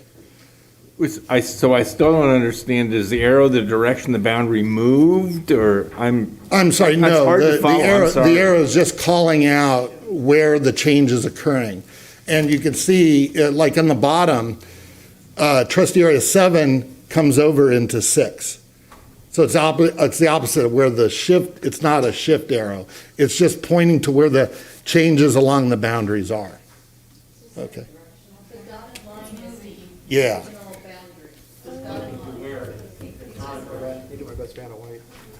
Bringing your attention. Yeah, do you understand? I'm getting there. I'm So trying to, if you, like, okay, so point at one of them and explain one of them. Yeah, so right here, right? So 4 previously was all up here, okay? Because this block changes here, changes some of the geography, and the blocks up here change their geography. So pick one of the arrows and tell me what it means, because you just pointed at 3 of them. Pick one. This one arrow here is, Area 4 is taking away from Area 5. So the blue is now proposed to come down to here and take into account to there. So it's just calling, the colors are what you can kind of focus on. So the colors are going to be the divisions between the new boundaries on the proposal. So Ross, particular to you, area 2, see that second arrow from the top? See that little bit of green? Yeah, there, I see that. That's all it's doing is pointing that out. Okay, and so now that area that you're pointing at is, in your proposal, will be an area 2, where before it used to be an area, whatever blue is, 4. Correct. Okay. Exactly. Okay. Very good. Yep. Okay. Great. Okay, so we'll look at the demographics coming up here too. Okay. So, and the demographics on this, we talked about this last time, the total variance. The variance is the range between the high and the low of the individual variances. So in this case, we have a negative 3.4 and a positive 3.2. Add those together, that gets us our range. So it's based on the range of the 2 largest differences. So you're looking at the page called Scenario 4. I'm following you in the packet. It's Scenario 4, and then you were looking at the second row. My eyes just don't focus on those little numbers that far away, so. Sorry about that. Yeah, so that's the population variance. And so the trust area 6 Yeah. has the negative 3.4. So what that means is that it's, the population is about 500 less in this district than trustee area 5. So it gives it a percentage of -3, but it's still within variance, still good to go. It's helping, thank you. Great, okay, so moving on to scenario 5, with input from the public on this, that we had to understand, look at how 4 takes into account that it splits this block here. So this is one census block here, but this also takes into account splitting and that information. And there's some changes to it where it comes along the creek down here, and I'll zoom in on this, but want to focus on this area 3 because the direction was to consolidate this with Zach's input. So we can see again, change here, and then the changes down here. Okay, but nothing in 4 is proposed to change, so that stays the same. And we can see that the demographics got a little higher variance, 8.4. And in this case, trustee area 4 is a negative 4.1, and trustee area 7 is a positive 4.3. So those are the 2 extremes with that information, so. So, yeah. just real quickly, because we didn't slide there, but I know there was some discussion and a question at the last meeting about the census blocks and splitting blocks and keeping them together. And so, by way of background, just taking a step back, census blocks are sort of the most granular level that we have data for as far as the population. That's what the census does. And again, just for background, between 2010 and 2020, the census thought it was a good idea to consolidate about 200,000 of those blocks for reasons that remain not clear. And so what that meant was when we went back to go draw the lines, you had boundaries on your old lines that used to follow those 2010 census blocks. So the trustee areas would land right on the census blocks. The census then said, we're going to take 4 of those blocks, put them all together, and now your trustee line runs right through the middle of that. But we're only going to give you the data for the whole census block, so you don't know how many people live on this side of the line and how many live on that side of the line.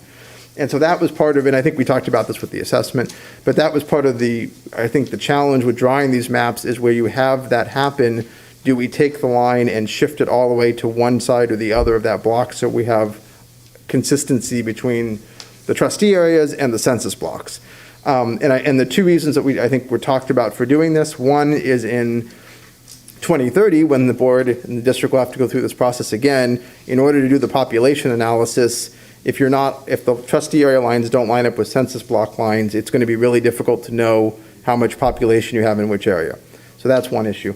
The other issue that was talked about was with the register of voters, and this is something we had seen in other districts, so we talked to the register here, or the registrar's office, and the issue becomes when the register gets trustee area maps from all different local agencies that overlap, they have to then create precincts, basically ballots where are the same for a certain area of voters.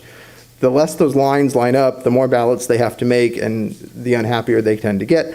And so if the lines are close but not near each other, for example, if you split a census block and another agency comes along and follows the census block line a few blocks away, street blocks away, we've had registrars come back to districts and say, can we move this line over so that it lines up so we don't have to have a separate precinct with 3 houses, something like that. So we talked to the register about it. They said in Marin County, it hasn't happened very often. It has happened in some cases. They also cautioned that they also haven't had to do this since they've had the consolidation of the blocks, and they see that as being a potential issue. So they said it hasn't been an issue in the past, but it could be something where if your lines split a census block and other agencies don't, it is possible they might come back to the district and say, hey, can we move this line over just so that it's on the same line? So that may be a reason to try to stick to the census blocks if we can, in addition to the population analysis piece that we talked about as well. So that was a very long explanation, but that was my question, and you answered it very well. Thank you very much. Yeah, I appreciate it. And just to be clear, I think my understanding is in maps, the first 3 scenarios the board looked at, the first 2, excuse me. First 2 were split. The worst had split blocks. The third, the fourth do not have split blocks, so the trustee area lines fall on the census block lines. And then my understanding is in 5, which is the public submitted map, I think that does also split census blocks. So just to be clear about which is which. All right, Trustee Mack, did you have a question? Actually, that was my question. So just to be clear then, scenarios 3 and 4 are the only 2 that do not split blocks? Not split blocks, yes. Okay. So 3 is there and 4 is there. And, okay, I'm on the presentation where I can see it closer, but I'm not seeing 3. 3 is on the... Okay. I'll look at that. There you go. I mean, so from my perspective, I'm compelled by what you just said to go with not splitting blocks unless someone else really disagrees with that, but that's what I'm compelled to do. And that said, that really narrows us down to 3 and 4. I would like, if we can, to just really get into the nuts and bolts of 3 and 4, if everybody else is okay with that. Trustee Miller, go ahead. May I, Mr. President? Yes, go ahead. Thank you. My only comment is it makes, I agree with the logic. We shouldn't make it impossible for the county to do their job and generate costs for them. That it's just weird the way that number 4 moves out, clear out to the highway, right into number 2. But it looks like it's an unavoidable situation. What it means is basically, just to look at it personally, if you can see my name on there, everybody, me and all the 3 other neighbors that live on the same side of Wood Hollow are in one precinct, and everybody on the other side of the street and everybody else in my neighborhood is in a different geography. So if I walk my neighborhood, 95% of the people I talk to are not in my jurisdiction now. That's irrelevant. That's relevant to me. We shouldn't make decisions based on how it affects me, but it does take that neighborhood and split it right down the middle. It's like going down Center Street, where everybody on one side has an odd number address, is in a different precinct than on an even number address. And if that's where we are, that's where we are. It's just weird, which is what.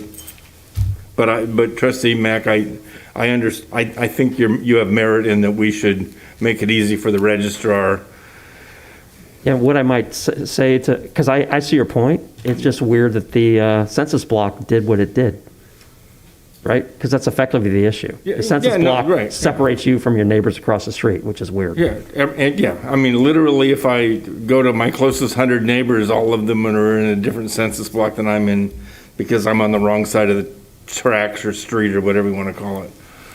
So, but making it tough for this county is not sensible. So. All right, so Trustee Gasson?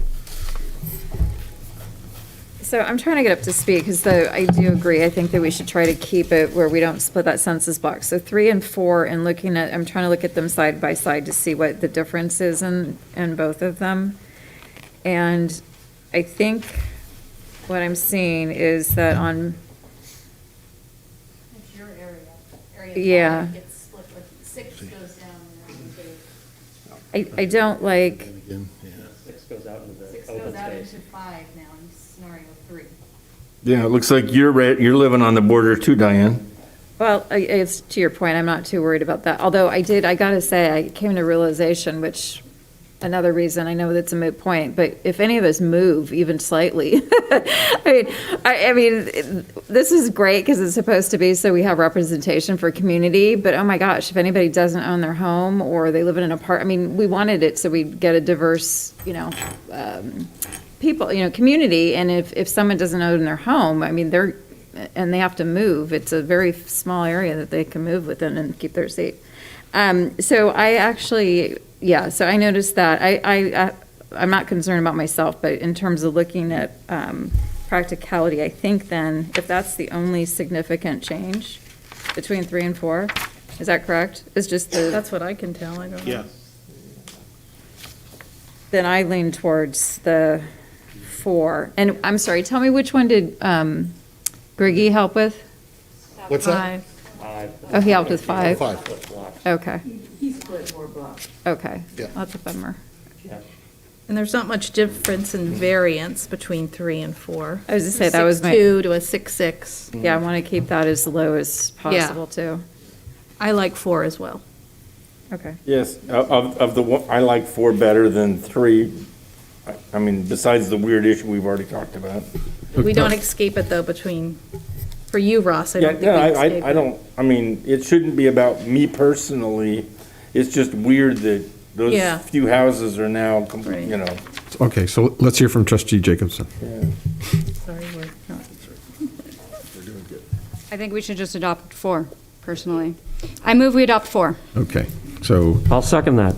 I have a first and a second, and before I call the question, there is an opportunity to comment on the current motion. I see none. I'm going to say I am going to vote in favor of 4. I appreciate the work done by our citizenry, but before I vote, you guys, before I call this vote, I have to bring to our attention that we do have a public comment.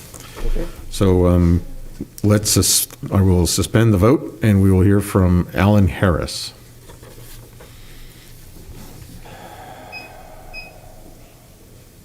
I have a question. Sure.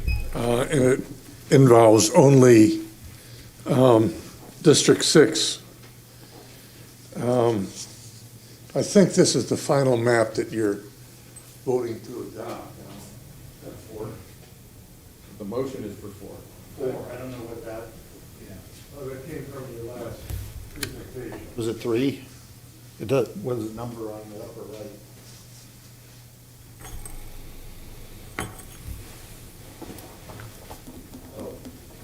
I mean, This would have been approved, that's the 2018 municipal bills. Yeah, that's an older one. Oh. Where's the new one? These are the new ones here, so they'd be in this presentation. But Alan, you want to see one? In the PowerPoint. In the PowerPoint, yeah. So that's 4 up there, and I've got 3 here if you want to see it.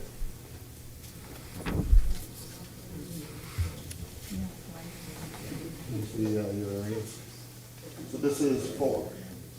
The one in No, Douglas. I'm only talking about 6. That's my Okay. only concern. Okay.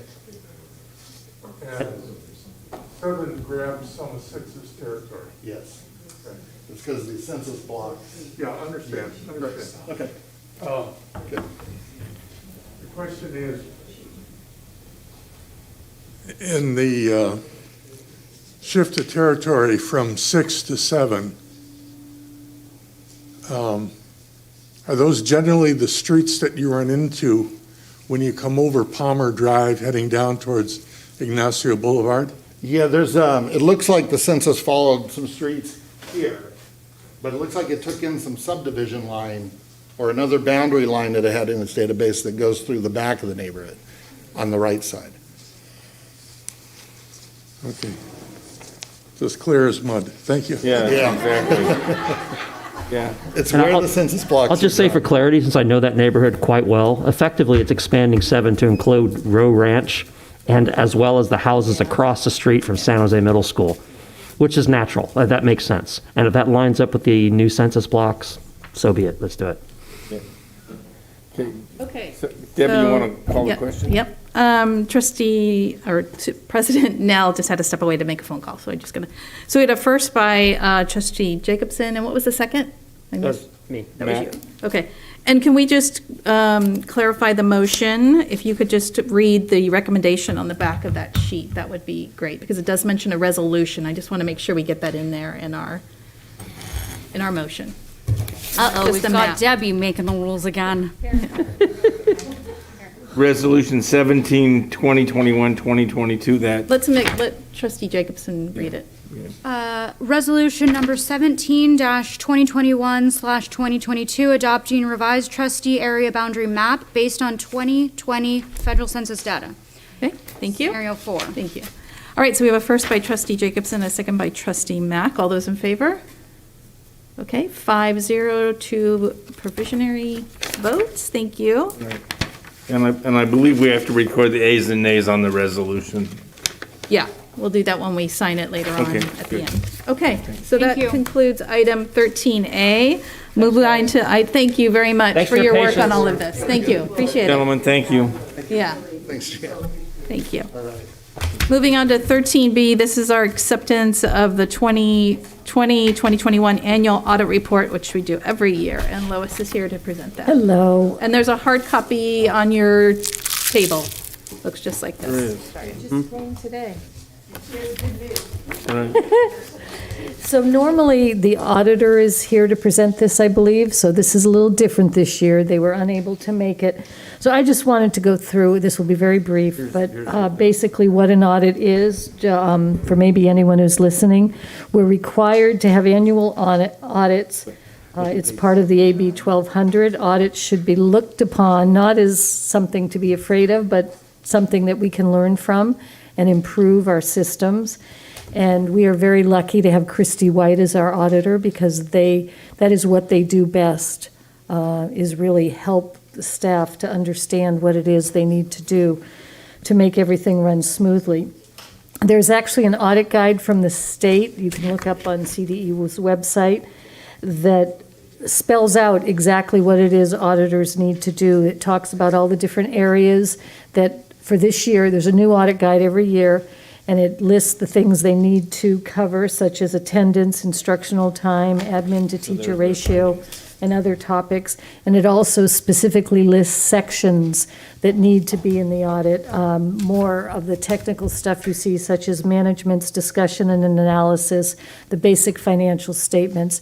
It's very specific. If you look at an audit report from one district to the next, of course, the content will be different, but the form will be very similar. And the audit is not a total year process, but it begins in spring. The auditors come out before the year is even over to start to look at attendance. They take samples, they look at student body, and then they come back after we have done our unaudited actuals, and that gives them the final numbers with which they can do all of their financial analysis. So the most popular and highly read section of an audit is the findings.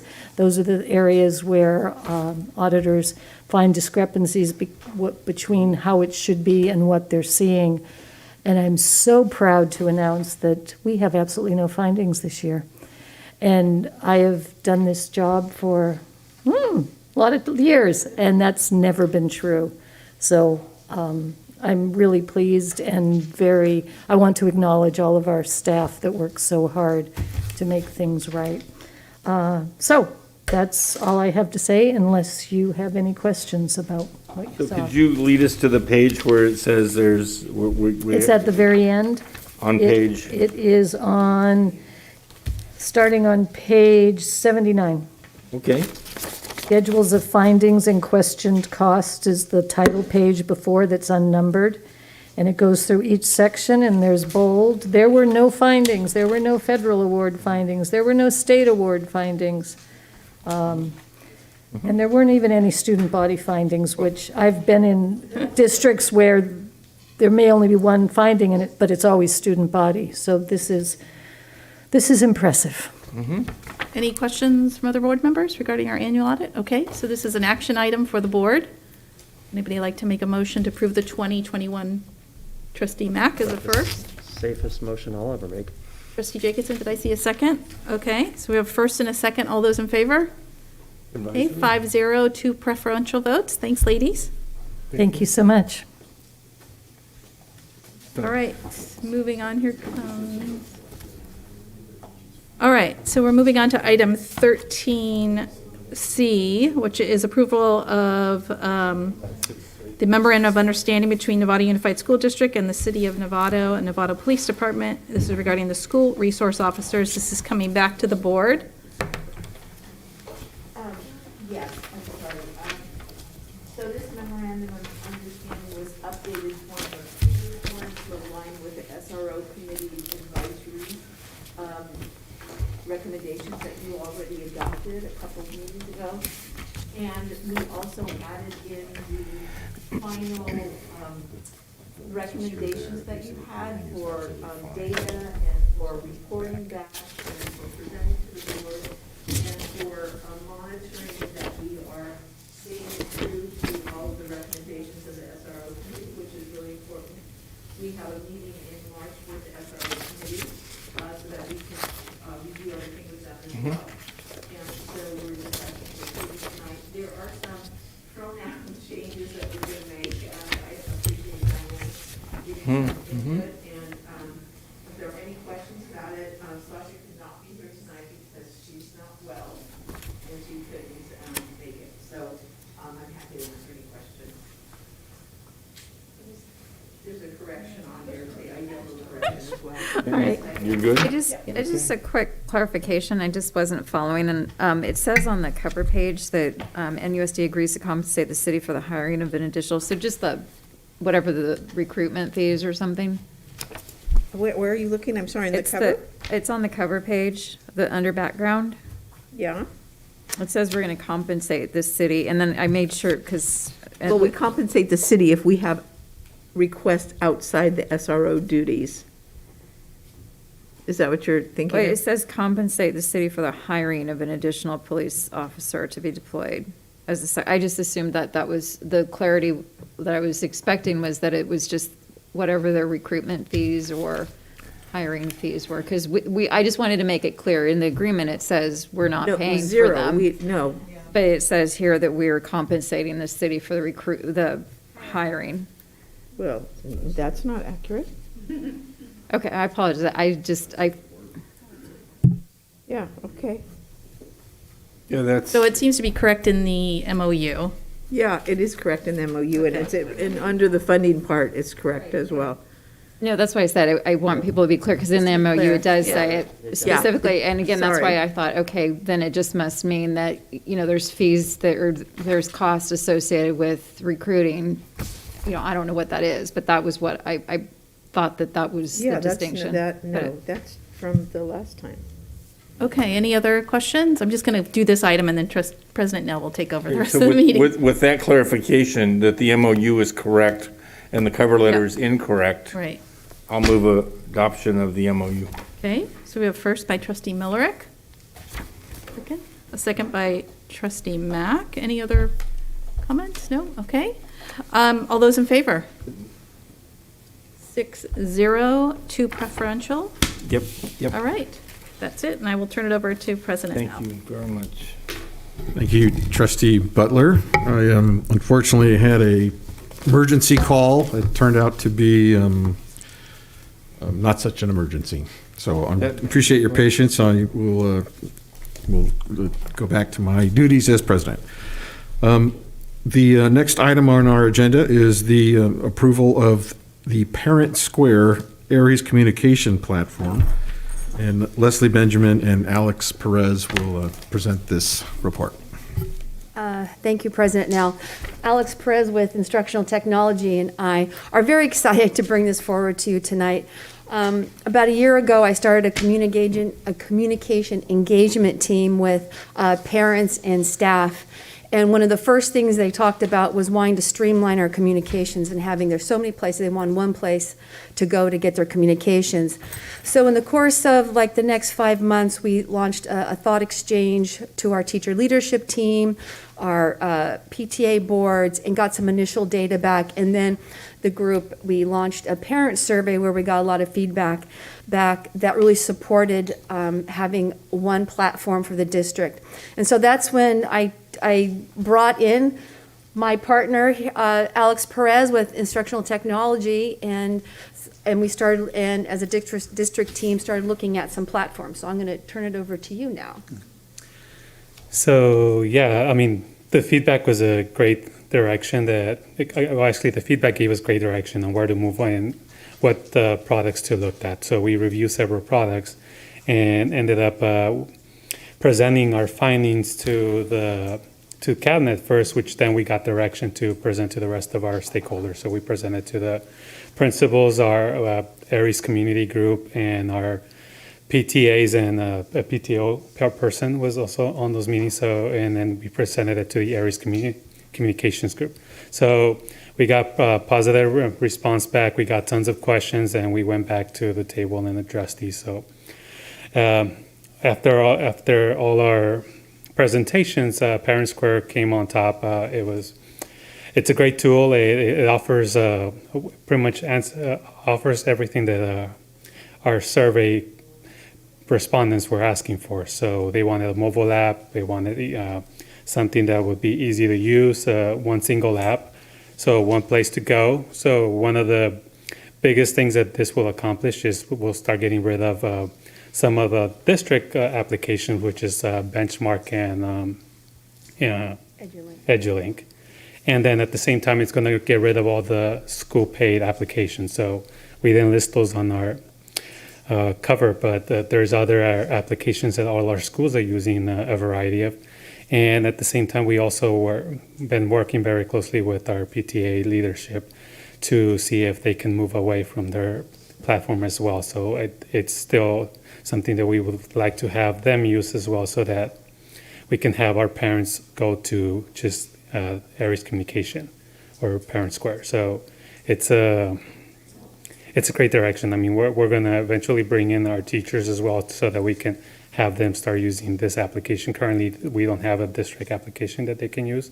So this is bringing equity to the application as well, because it has auto translation features. So our teachers will be able to communicate in English to the parents, but the tool will automatically translate in their language, whatever it is. Spanish, I think they support a variety of languages, not just Spanish. So that was a huge thing on our part. And then some of these tools, like some of the newsletters that our principals are using more, it's actually part of Aries Communication, so it's not going to be a huge learning curve for our staff. So all of these things were stuff that we were looking for, and I mean, Parent Square seems to be an all-star in meeting all these requirements. Great. So, Trustee Gasson. I have a quick question. I noticed the quantity. So the quantity is based just on every student. So it's a license for every student because it links to their Aries account, correct? So Well, it's a cost per student. a cost per student. So that even though we have like teachers and stuff that use it, it's just. Yeah, a lot of these platforms is just, based on per student. Okay, awesome. Thank you. Do we have any other questions or comments for Supervisor Perez? Trustee Miller? Data-driven systems are what we need, and they're only valuable if you can understand what you can read, and that means classroom teachers and principals, actual educators, being able to use it. So thank you very much for researching this and bringing us a better tool. Trustee Jacobson.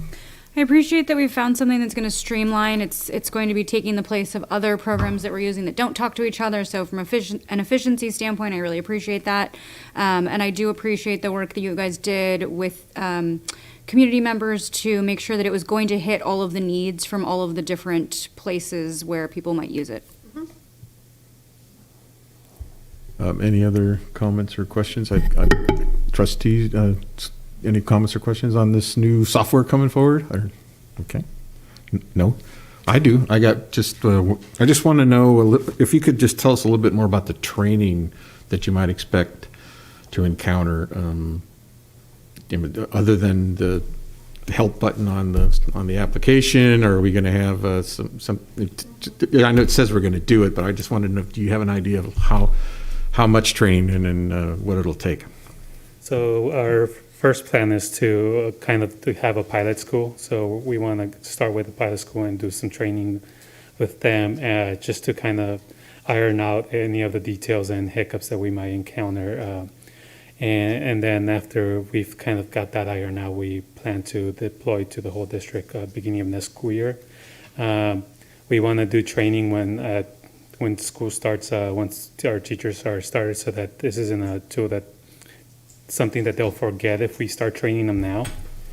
So when we get back in August, that's one of the first things we're going to do is present to the teachers and provide that training for them, as well as with parents. Right. Yeah, I'm thrilled that it speaks with Aries, it being our main MIS, Management Information System. Is it similar? Is it intuitive to the Aries, so that people who use Aries are going to have a easy time? When it's an opinion, obviously. Right. It's supposed to be a seamless integration, so they will use their same login to log in. So that there's going to be a link built in within Aries that clearly says Aries Communication. They'll be able to click on, and then they could also install an app on their phone where they can just use that as well. So they don't really need to be going to the website, to Aries Parent Portal to get that. They can just have the app. I would like to add that about last fall, I have to think about what the time is, we have had some teachers and parents who work in another district or know other people that have Parent Square, and they love it, and like, when are we going to get this? And I said, well, I don't know. We have to go through a process, but they're very excited. And so some of the schools that are going to be piloting it have people there who are familiar with it, at least parents, so they're excited about it. All right. Well, I'm excited too. Actually, I'm always excited to hear that we're moving public education into the 21st century and making better use of technology. So this is really good news, because Aries is such an old platform that I think there's been some hangups in this particular area. But so many public schools in California depended on it. You guys comment? Yeah, absolutely. So this is all going to happen on the app Aries, and teachers are able to communicate to parents, or? Mm-hmm. Oh, okay. Thank you. Sorry. I just wanted that clarification. Hopefully that's a good thing. Your parents are going to be able to see your grades. No, I'm kidding. Do that already, I'm sure. Okay, so do you guys any more comments or questions? Then I'll move adoption. Okay, Trustee Jacobson, did you want to second this? Thank you. Appreciate that. All those in favor? I have 2 advisories in affirmative and 6 for and 1 absent. I want to thank you. Thank you very much. Thank you. Oops. Okay, so we will move on to our next item, which is E, which is review and approve board policy, administrative regulations, and review exhibit updates in the new 5,000 student series 14, and Assistant Superintendent Jen Larson will present. Thank you. Well, thank you, Board of Trustees and Superintendent Derby. Wonderful to be here. We brought you a mountain of board policies and exhibits this week, so I appreciate the time and all of the reading that I know you went into to those different documents. For consent, you saw several, but right now I'm here to talk about the ones that are up for discussion action. We decided to bring 2 of the board policies and regulations to the table for several changes that we're making that are very unique to NUSD that are outside of CSBA's recommendations. When we look at our intra-district regulation and policy 5116.1, the specific updates that you've noticed is we've changed our window of enrollment to be November 1st through the first day of March. And then we have our lottery by the last day of March. In previous board policies, it's been somewhere in mid-March, and that changes, and we haven't always been able to do that with our enrollment. So we updated those dates for the windows. The last on that one that is significant is we articulated very clearly when the cutoff is for transfers. So as you know, we put students on a wait list. We have students sitting on a wait list right now. We do the best we can to get all transfers made by the 10th day of school, meaning we know we have enters and exits in that first week of school. After that first 10 days, we do update it regularly until registration opens for the following year.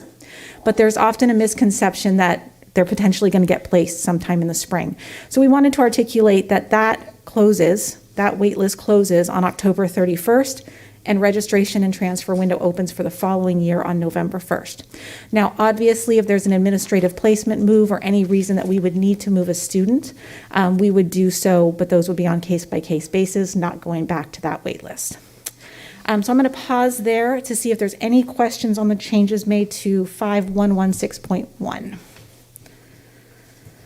No question. Okay, then we're moving on to inter-districts, and we had a couple of changes here.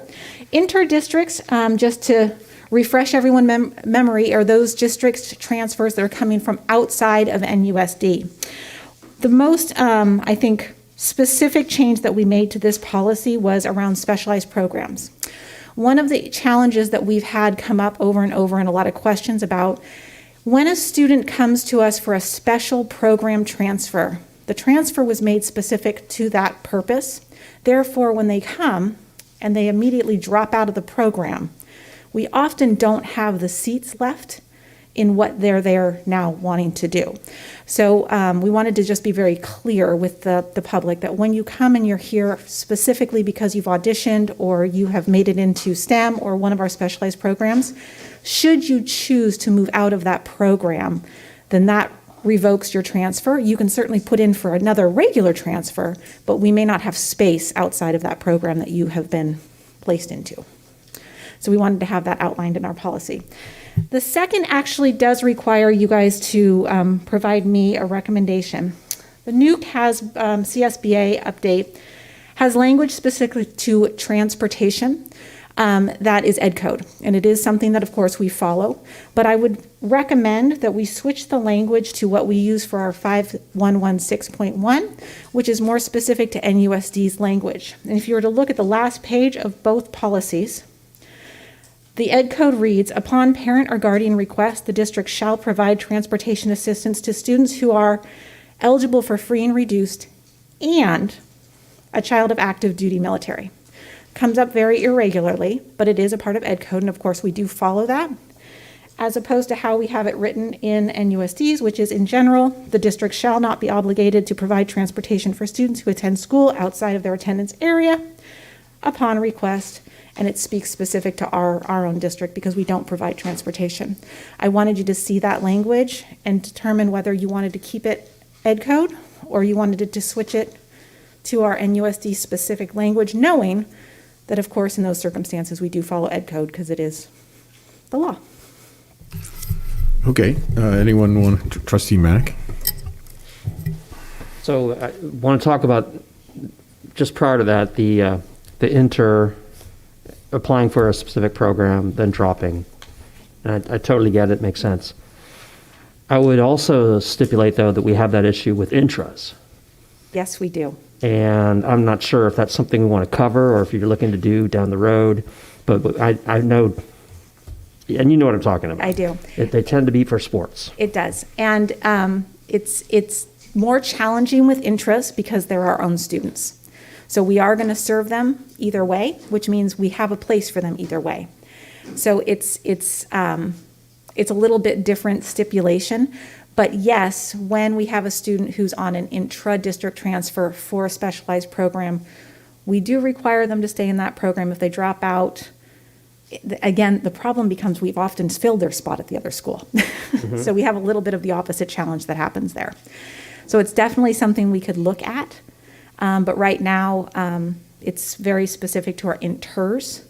And our Understood. intras, we have a harder time I'd with. only ask, I guess, in the case of the intros, in the scenario you just described, I mean, how often, I mean, why do people even bother doing a specialized application when they can just do a straight up intra? And rarely that does it rarely happens. Okay. Anybody who is on an intra-district transfer does put in a regular transfer, so they're on that wait list. Okay. If they again get pulled into a specialized program, we weed them out of that wait list. Right. We could talk about putting that back in their weight loss spot if they dropped out. Yeah, I'm just, That might be something I we think could we look should at. think it through, because it Yeah. seems to be something that's getting played with and we're not really watching it. It I mean, is. I'm not trying to point fingers, but you know what I'm saying. It absolutely is. No, and I think that's why we are putting it in specific to inters, but I agree that it is a challenge that we see a great deal in intras as well.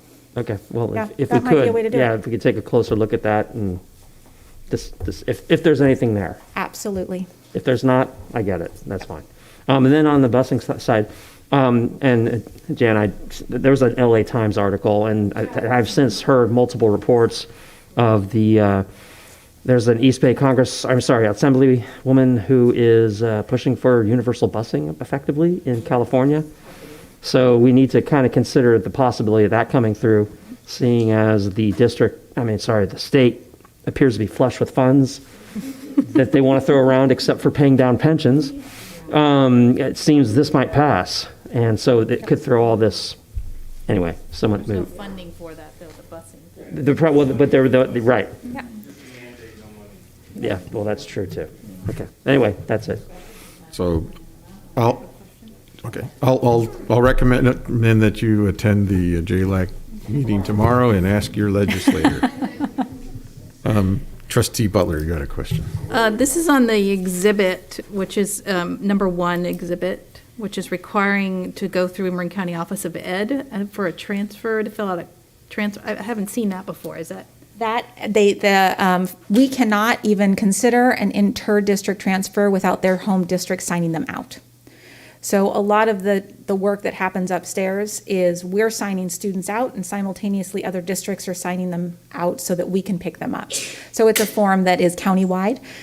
Sonoma has a separate form, as does Napa and Vallejo, but we use our own Marin County form when our students are going there and we take their forms. Is that new?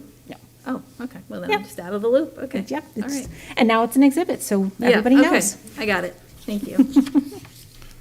Any more questions or comments on the recommendations in front of us? Well, I think I have a she's couple looking for guidance on, Mm-hmm. okay. If no one else, I would like to weigh in as a trustee, similar to Trustee Mack's concerns, that we're probably going to have to, I'm not going to suggest that we suspend movement on these policy adoptions tonight. I think that these types of policy adoptions are the types of tools that you and others within the district need to go to when it's find out by the book how should we operate, and we want them to be as equitable and fairly applied as possible. So we can certainly adopt them, but what I was going to say is that if there's always, these are our policies, so if there's ever a time where we see something isn't working well, we have the ability to agendize and bring it forward and have it addressed. So I'm going to, just as a trustee, just support some more research and effort into ways that we would deal with, I always get the inter-district transfers to a specialized program for the purpose of something other than being in that specialized program, but attending that school. I think if they were to drop out of that specialized program, they should be returned to their local school. That seems like the fair and equitable thing to do, but I understand the complications around it, so I'm just going to think, do I have like a consensus from the board that maybe we'll keep an eye on this, and if we can come up. That's the intro. Yeah, if I'm using the wrong one, I'm, exactly. So, other than that, I think then you asked us if we felt it was okay to be more specific on who what exemptions would qualify for transportation. And I don't see a reason to keep it as the way it is now, which seemed overgeneralized. I think we should just go ahead and say this is ed code and we have What to is do the it. ed code? Okay. We do have some transportation capabilities. Yes. So I would request that they are the same. It only changed in one or the other. Both are, it's ed code for either one. We do have to provide it. So I will update it to match ed code and remove kind of the generalized language in the other one. I think that makes more sense in my opinion. Okay. All right, so we have a Which one are consensus. we landing that. on then? Landing on We're that if landing you are on- free and reduced and active? And you get active the duty. transportation? Right. Okay. Mm-hmm. Okay, so do I have a motion or a question? You can ask a question, but Well, I will do two things. I will say I truly appreciate, I'm such a policy and procedure person. I used to do them a lot. So I actually like that you're doing all this. So thank you for all the work. Because I know it's hard to read too and get all caught up. So thank you for that. And I will make a motion to approve with the ed code description or whatever you'd like to say. okay. And a commitment to work on that Yes. Sure. Commitment sneaky to work move on that it. some people use. Intra. Yeah. And I always remember because internet is outward into the world. Intra is. Try that one. And trustee Mack will second, so all those in favor of adopting these policies, I have 2 ayes from our supervisory or advisory votes, 6 in favor and 1 absent. So thank you very much for presentation and putting our policies in order. More to come, and I will get you an update. I will get you some possible update language for intras to take a look at, and I can think of 2 options that might work. All right. So don't go anywhere. I'm going to stay right here and get ready while you are. So item 14A would be our local control accountability plan, mid-year update, and Assistant Superintendent Jen Larson. Here I am again. So it's interesting timing because right as I am launching our Parent Advisory and LCAP Advisory Committee to start on February 17th, I'm also here to deliver our mid-year supplemental report. This is the first year the state has required a supplemental report, and similar to many of the other plans that you have seen, this is a way to ensure that all of the plans that we have, all of this extra supplemental money is tied to our LCAP priorities. And so what you'll notice, the biggest difference is between the 2 attachments you have. The first is the actual plan that is called the supplement to the annual update to the 2021-22 Local and Control Accountability Plan. This simply asks me to give a narrative about how we are making sure all of our money that is federal and state one-time money is tied to our LCAP priorities. It is a narrative-based document. The second component that I'm required to bring to you tonight is a staff report, so it's not an approval, and this will get submitted a second time with our actual LCAP when you see it and do approve it in June, is our midline data.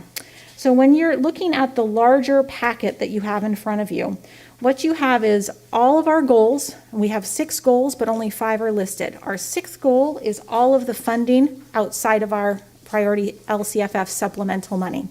The other 5 goals are specific to our supplemental. So for each of that goals, you see a set of slides that is our metrics, where we are in regards to meeting the goals on those metrics. And then you have a second set of slides for those goals that are our action items, the expenditures, and what our anticipated actuals are based on where we are at interim 1.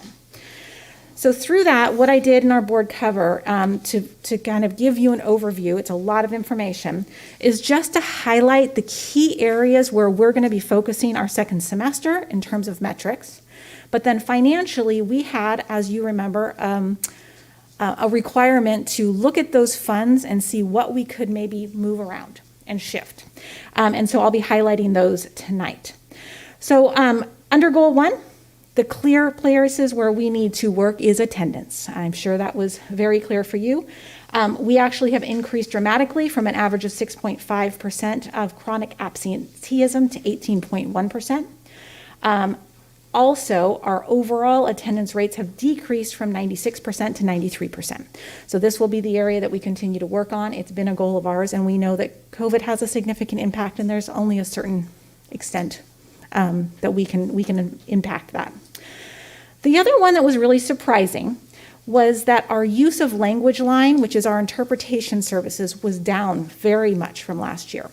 A couple of things that came out of that, which was actually positive, is that our community liaisons have been more active, and we've been keeping logs this year. So they've actually been doing a lot more interpretation than they have done in the past, and so that human contact has actually been a benefit. But we certainly have gotten the notice out there again that we have this service and we need to make sure that we're using it and offering interpretation whenever we possibly can.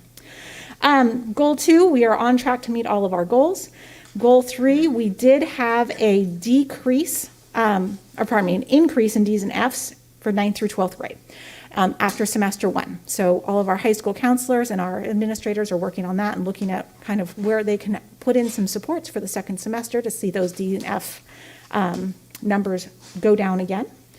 Goal 4, we are on track to meet all of our needs and all of our goals. And then goal 5, not surprising, as you recall, we adopted Imagine Learning, which was a literacy, reading, and math online tool. We adopted it mainly to have standards-based curriculum during remote learning. It turned out to be an incredibly successful intervention, especially in the lower grades.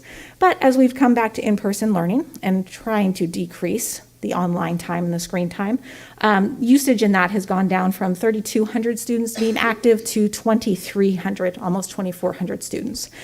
So we're going to be looking at what are our true needs now that we are back in back in person.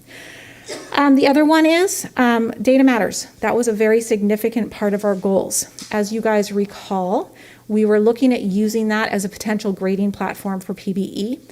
After looking at what it's going to take to do that, we determined that it would be better to look outside and see if there's any products that might come in, would be easier for us to implement and already ready to go, versus we don't have Alex in our department anymore. We don't have a programmer that can do that.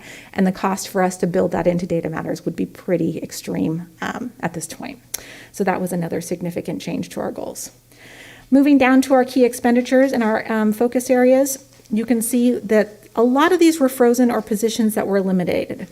So for example, our restorative practices teacher on special assignment, we were able to continue that funding out of another funding source in the form of TUPE. So that was not filled. Our newcomer counselor, we actually restructured that with the increase of community liaisons that we're still working on to be able to meet those needs on campus so that there's more personalized support. As you know, we got to continue with our state and federally funded meal program, so we did not need to make that contribution again this year. That's 2 years now. And then supporting MTSS, this is the most significant change. When we came across this last year, we really struggled with the fact that our psychologists, part of our psychologists were being paid for out of this funds. Our psychologists do meet with all students, not just our EL free and reduced and low-income students. And so we really felt like this is funds that should be funded with our general population or our general funds and will be coming out of LCFF supplemental. We're still working through the process of what will then exchange into that program. It'll be something more specific to the students who are identified in our LCFF supplemental needs. Goal 3 and Goal 4, we simply eliminated those 2 positions. The first was the TOSA for teaching and learning, and the other one was our Data Matters program manager. And that is where we are as the mid-year check-in on our LCAP. Any questions? Trustee Gasson. Thank you for all of that. I think, if I'm understanding you correctly, so that we still have Data Matters. We still have Data Matters. It is still very much our go-to all things data analysis tool. Our data specialists are using it like crazy, but we won't be developing the secondary tool, which is making a grade book out of it. Okay, and so this position that's on here was just for that piece when they were within your department, but the rest of it's still there? Yes, Data Matters will still be there and will still exist, and the IT department is able to maintain it. We also have another support person that is doing the training on the school campuses for it, but we won't be putting in the investment to develop the tool further. Any more questions or comments, trustees? Okay. So thank you for the update. It seems to make sense to to make the moves that you're making. The LCAP in itself is a very, very large document that suits a lot of different purposes. And so I don't have any questions. I think these are good recommendations to move funds in and out. But I kind of wanted to talk just a little bit about the local control funding formula in general, because I heard you mention supplemental funding. So just for the purposes of trying to explain the dollars that we're talking about, they're categorized. The old term might have been these are categorical funds that are given to us based on our population, and there's actually regular LCSF funding, then there's supplemental funding, and then I think the next one is concentration grant funding. So if you have like a really high percentage, say for instance, Santa Fe City Schools would be a school that pays their teachers a lot more money because they just quite frankly receive a lot more money, even though they are an LCS funded school.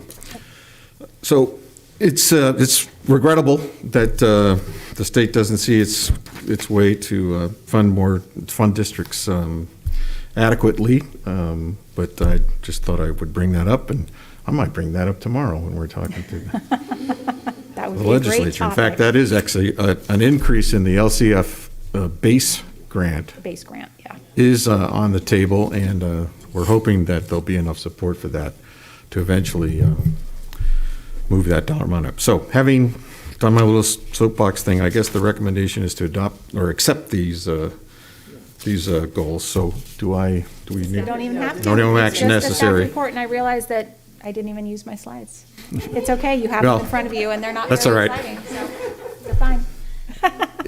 All right, thank you. Okay, thank you. So next on our agenda, 14B, utilization ratio between the number of students enrolled in a class versus teacher capacity. Okay, this is should be Greg fun. asking something, and he got it right away. This is pretty fast service here. Yes. Good evening, everyone. Yes, I was asked to do a utilization ratio between the number of students enrolled in the class and the teacher's capacity. Well, we have over 800 employees, 400, almost half of them teachers. To do 400, I did it by grade level at schools, which seemed to work out the best way. So your first chart that you have there, the elementary, for example, if you look at Loma Verde, their kindergarten is running at 70% capacity. And I'm going to give you an example of what all of these numbers mean. For example, at Pleasant Valley, you have students in kindergarten there is a 70% there also. So what that means is that their kindergarten classes are working at 70% capacity. There are 4 classes totaling 68 students, while their capacity is really 96 students. Okay? So that had to be configured out, the number of classes, the number of students at every single grade level at every site, to give you the percentage of the capacity that they were working at. My assistant, Michelle Gasner, did a beautiful job of graphing that on there for you to compare one school to another or grade level. Okay. A little bit different at the middle school. At the middle school graph, you can see the percentage of the capacity for the subject area, not class or grade level. And you can see that not every school has every class, but you can see the comparison there. What do these numbers mean? To give you an example, at middle school, if you look at Sinaloa, they are operating at 83% capacity in PE. They have 20 sections, which is 4 teachers teaching a 5-period day. They should have 16 to 17 sections, or 16.6. So this report that was requested of me simply looked at the enrollment where we are as far as staffing in another way. My colleague Nancy New and I did it. We approached the determination of how far we were overstaffed to do the RIF notices.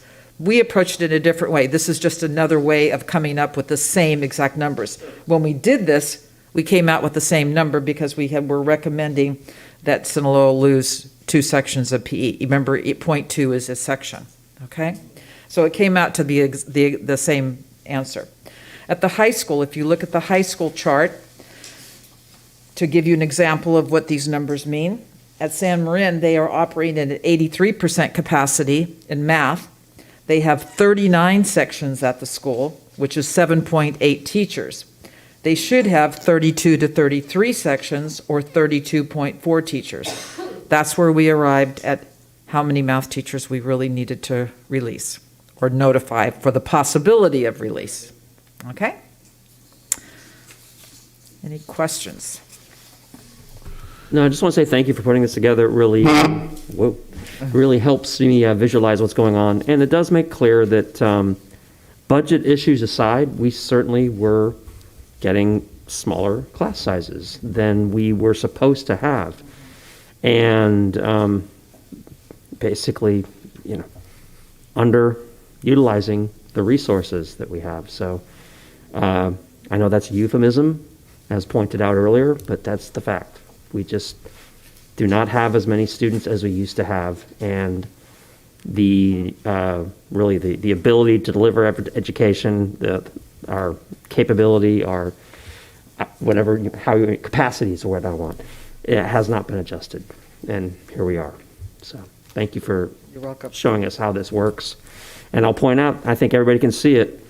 I think in all of these bars across all of these different charts, maybe a handful have actually crossed over 100%. For example, at Loma, if you look at the elementary, you're right. Loma Verde at 3rd grade, 4th grade, 5th grade are working at over 100% capacity. So they were staffed. Keep it in mind, though, that kids don't come in neat little bundles of 24 and 28. And sometimes, as a principal, you're just lucky that the kids come really close to what the capacity should be.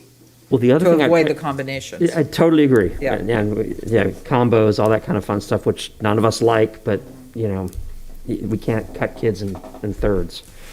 The other thing I notice, and I think we all see this too, of course, is clearly the younger grades are lower utilized than the older grades, and that's basically declining enrollment staring us in the face.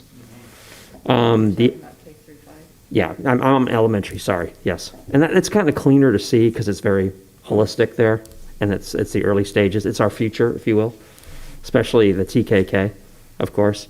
One thing I did notice, though, is if you kind of look at the percentages, it's interesting where we're seeing some school. Now, Linwood makes sense because we know that's dual immersion. We know that's a program that's coming in. But I'm surprised there's some schools that historically have been very heavily attended, and they're not as much attended as they used to be, especially on the northwest side of town. So I suspect that has to do with COVID and people being out of class and making a choice to leave the district, more prevalent in that neighborhood than in others. But and homeschooling, yep. So, but it is interesting. So, but once again, I will point out, if we were really fully utilized, you'd see these bars generally hovering around 1, a little bit above, a little bit below, maybe kind of 90%, but we are regularly 80% and lower. So it speaks to an issue. So thank you. You're welcome. Trustee Gasson, I have a public comment, but so I'm just going to ask you, would you like to ask a question, or do you want to? Go ahead. So I too was looking at the K through 5, and one of the things that actually, when I was reading the rest of the packet, and I forgot now which section it is, it has to do with the requirement of having a couple, I guess maybe the transfers, like whether a school can take a transfer, that the site's required to have 2 extra spaces per grade. And I know that 2 isn't that big of a number, but I was curious about when do you not have to have those 2 spaces? Because depending on when you do this calculation, if you've only got 2 classes for first grade and you're required to keep 2 spaces open, you're never going to hit that 90 or 100% then either. So was there? Please. We generally do that within those first 10 10 days. So we give the students 10 days to show up at their neighborhood school, and then we start filling to capacity. Got it. Okay, so they would be like the waiting list, and then they would be, okay, so we're not putting a limitation on ourselves to like never achieve a fuller class because we have to have those spaces for, I think it was referred to as the, whoever moves into the neighborhood or. So that's the hold up until those 2 days. That's where you do see some of our students will be overflowed, is if they come and it's November 5th and we have filled to capacity. Sometimes we have to temporarily overflow them for the remainder of that year. That's typically the only time we overflow. So we do fill them to capacity after the 10 days are over. Got it. Okay, thank you. That's helpful. Okay, board, I do have a public comment. Would you like to hear that now? All right, Mr. Alan Harris.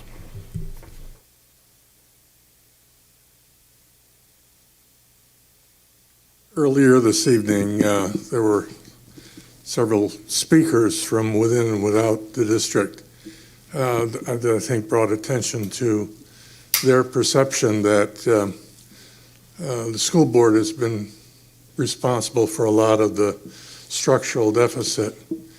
And for 8 years, sleep at the switch, that kind of thing. Just like to remind the board, particularly with this item, which caused us to be able to come into compliance with our contractual and structural limits, that the state imposed certain restrictions on school boards' abilities to deal with this with regard to laying off or reducing the number of particularly teachers. That happened in the late spring of 2020. And that restriction ends, which is why we're going through this now. So don't beat yourselves up too hard about that. I think you've done pretty good so far.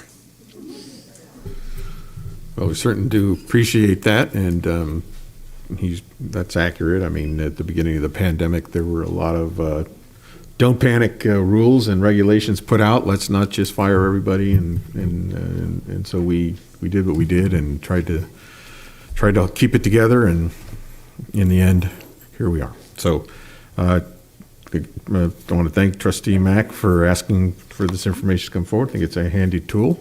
Are any more questions or comments? Trustee Millerick? A couple of interesting points. And Trustee Mack, thank you. This is very instructive. And so a couple of things. I'm looking at the elementary page, and I'm sort of saying, hold it at arm's length and take a look at what the story tells. And besides the variation campus to campus, which is interesting, there's a general trend from TK to 5 that kind of goes somewhere between 70% utilization, more or less, in TK to 90, maybe 80% utilization over in 5. And there's a general slope. It moves a little bit, very gradually.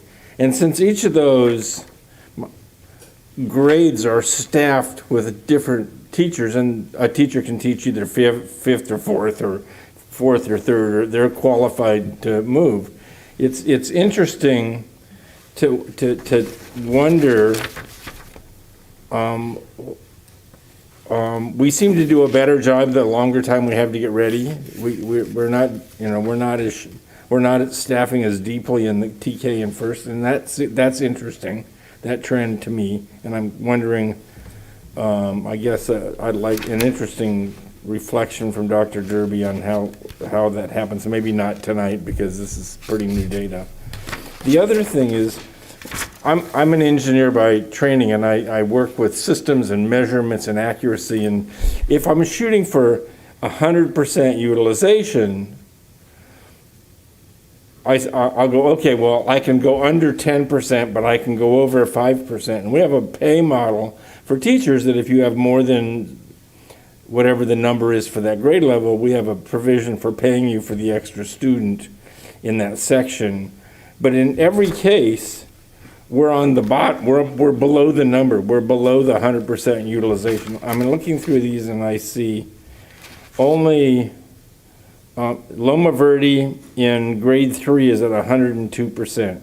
But all of the rest of these were too low. And I see Loma Verde, Linwood in grade 2nd is 100%. So it seems like and here's 107, Rancho in grade 5, and Pleasant Valley in grade 5. We could be a little more assertive in the way we staff, and maybe the discussion about the 2 reserve seats, but they're only reserved for 10 days, and then we staff them. As a overall policy, we can say coming into this next year, we're going to just tighten our belt and be more assertive. And it seems like we've got room to do that. And maybe we'll end up with a couple of teachers who have to get paid extra stipends because they're over. But maybe that's a better model than having everybody under. Maybe we should target to have 5% of our teachers with classes over their assigned value. I'm not the educator here, but if I was an engineer, I would be looking at that kind of model. The other one that was interesting to me is I look at San Marin and Novato High School, and across the board, I look at the row of numbers, and in every case, San Marin is staffed at a lower level than Novato High, and that seems to me it needs some attention. So I think this is a really interesting report, and I appreciate the request that it was Mr. Mack. It took a lot of work on Louise's part. I mean, she really worked on this, and I think it's important for us to see, because right now we know that the 5th grade class coming into 6th grade is small, and it's reducing the numbers at I think it's 70 at Sinaloa and 55 at San Jose, and so we've got to look at these trends and try to see where we're going. Well, and this helps us visualize it, and it's amazing how you've got the data, but until you see it as a picture, the human brain doesn't quite figure out what to do with it. So credit to staff for the hard work. Yeah. Credit for Trustee Mack for asking for it. Yeah. Thank you. All right. Well, speaking of Trustee Mack, you had a... Yeah, I just wanted to...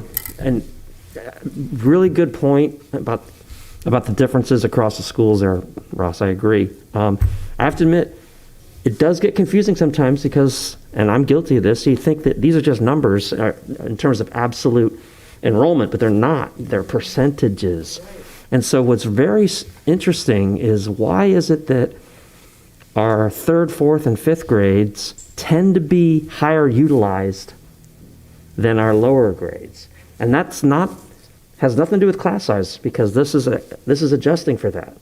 So what? K through 5 or is it elementary, sorry. So like if you look in the TK through 2, they're all hovering around 75%. They're low.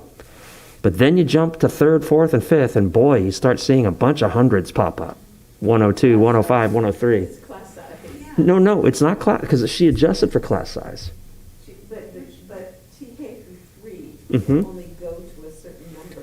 Right, but she's adjusting for that. Well, she's adjusting for the percentage, but overall, you can't load the classes the same way. Understood. So, one less student makes more of an impact on the lower grades than it does on the upper grades. I get that. Right. But it doesn't take away from the fact that 3rd, 4th, and 5th grade are in the 90, 100, 105 percentage range, period.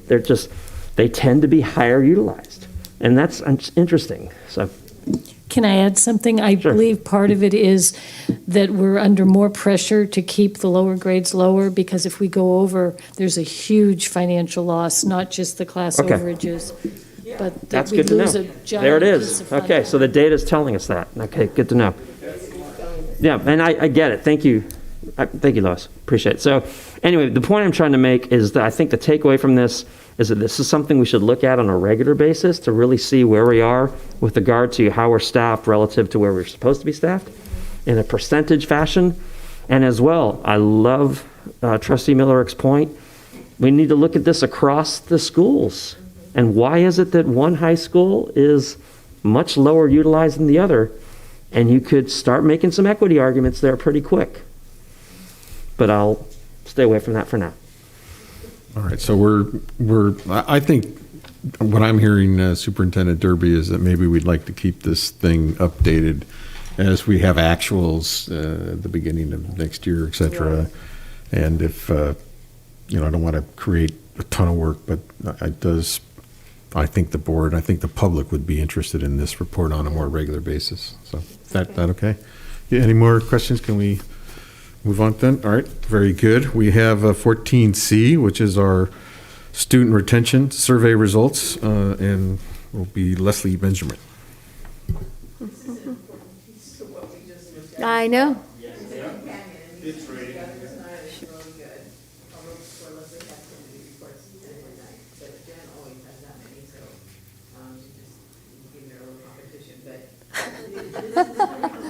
Let's see who can do a better slideshow.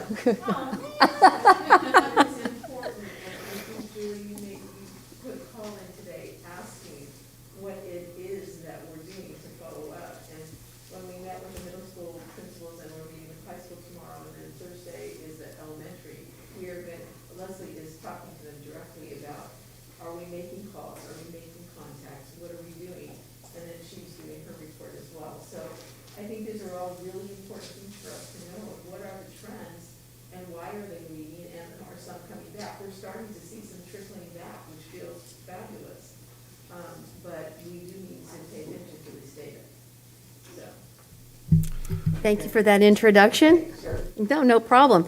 So, a student retention survey. This is a survey that I've been doing for about 6 years now. And this last year in 21, actually I did 2 surveys. I did one in March that captured the students that had left between August of 2020 and February of 21, because we were in COVID. We all know what that was like. And then I did the regular annual survey in September, October. And so for the 21 data, I merged the two, totaled the two together, but I showed them separately. So overall, there were 440 students that didn't continue with NUSD from 2020 to 2021, and that's up from 375. In total for 2021, we sent 358 emails, and they get sent from the superintendent asking personally, I want to know how come you left, and here's a survey. And so we got 157 responses, about 43% response rate, which I think is pretty good. It's about the same over the last couple of years. And you can definitely see the impact of COVID in this data. Now, this is the data that I'm presenting is based on the respondents. So about 25% of the family respondents moved out of the area. And that was a decrease from the last couple of years, just a slight decrease. There was an increase in student loss in 20 and 21 compared to prior years. And I think we've heard about that with families coming in saying we're leaving for various reasons due to COVID. But overall, the overall increase in elementary students leaving in the 21-22 school year of 148 was definitely more than the previous fall from 2020 and 2019. Again, another impact of COVID, I believe. And where did they go? Well, we had an increase in elementary students that had left, and you can see from this data that I gathered from the respondents. 21 went to Marin Christian Academy, Our Lady of Loretto, and homeschooling. All of those are up. Homeschooling went up like 19 from last year. So I think a lot of kids are staying home. Secondary, we didn't see from the respondents, we didn't see the response of going to the other high schools in the area. Either they didn't respond to the survey or they didn't do that. I don't know. Or they could be in NOVA virtual independent study. And why did they go? Well, again, we saw an increase in going to private school, which is not surprising since we saw that increase of elementary students leaving, and we saw that increase in those local private elementary schools. Now, the last couple of years, the lack of challenging curriculum and the number of students was a higher reason or higher percentage given why they've left, and that seemed to have dropped down. Some good news on this front is that about nearly 80 students did return to NUSD that had left 2 years ago. We did a comparison of students that left a couple years ago to who is enrolled now, and we found that we had more students that came back. And also from last spring, last June, school principals did receive that list of the families that left between August and that February, and they did personally reach out to them and make contact with them. And of those contacts, it's in the board report, but 33% of those had moved, 16% said they were not returning, 12 said they were not returning, and 35% they weren't able to reach. And so as Dr. Derby was talking a few minutes ago, we are talking to the principals about doing that type of exercise again and personally reaching out and finding out. And I'm thinking of maybe creating some sort of form that they can fill out for each family they talk to, so that we have some data about that instead of maybe anecdotal data, but you really kind of gather that up. So thank you. All right, questions or comments? Trustee Mack. Just my comment. Thank you, Leslie. This is good stuff. I know we started 6 years ago, kind of fits and starts, but now it's getting really comprehensive. Yeah. And I just wish we knew a little bit more about the ones that don't respond. I guess I have to go anecdotal on that, but we have to base our decisions on those that do respond. So go from there. Any other comments? So I'll just weigh in quickly that I do see the value, and I'm glad we keep doing this year after year. And it really runs counter to a lot of the rumor and innuendo and social media misinformation that goes out there as to why people might pick on Nevada Unified School District. But so it's good that we're actually tracking it, we're paying attention, and we're trying to retain as much as possible and bring back students even if we can. So I think appreciation to our principals as well for making those calls and reaching out to make sure if there was something we could do differently, we would. And that's new in the public education world. So that's pretty good. Thanks. You're welcome. Okay. Anything else? Okay. We will move on to staff report D, which is Measure G, bond update on IT security. And I guess IT stands for IT. No, you're going to. Internet technology. Mike is always last, and I think we need. That's okay. I was gonna end this meeting the same way we started with Tony Kwan with joy, because this is the last item on the agenda. I wish I had candy. I wish I If you need a safety vest, might take you up on the whistle, though. Good evening, trustees, Superintendent Derby. Thanks. I'll try to go pretty quick, but wanted to give you all an update on, it's kind of a little bit of a misnomer, but IT security planning. It's part of that general IT project we've had that covers about 3 or 4 broad things. I'll get into a little more detail here. But tonight, I just wanted to give you an update, sort of where we're at with that overarching bond project that included a lot of different things. Kind of review a physical security assessment we had done at the high schools, and then get into the nuts and bolts of sort of a security camera system, sort of how we started to approach that. And then, of course, the most important part would be the next steps and milestone decisions we'll be bringing back to you in the next a few board meetings in the next couple of months.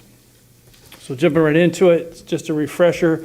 A couple years ago, you all approved a $12.9 million, we called it an IT infrastructure project. It's an overarching global information technology project that covers a variety of things.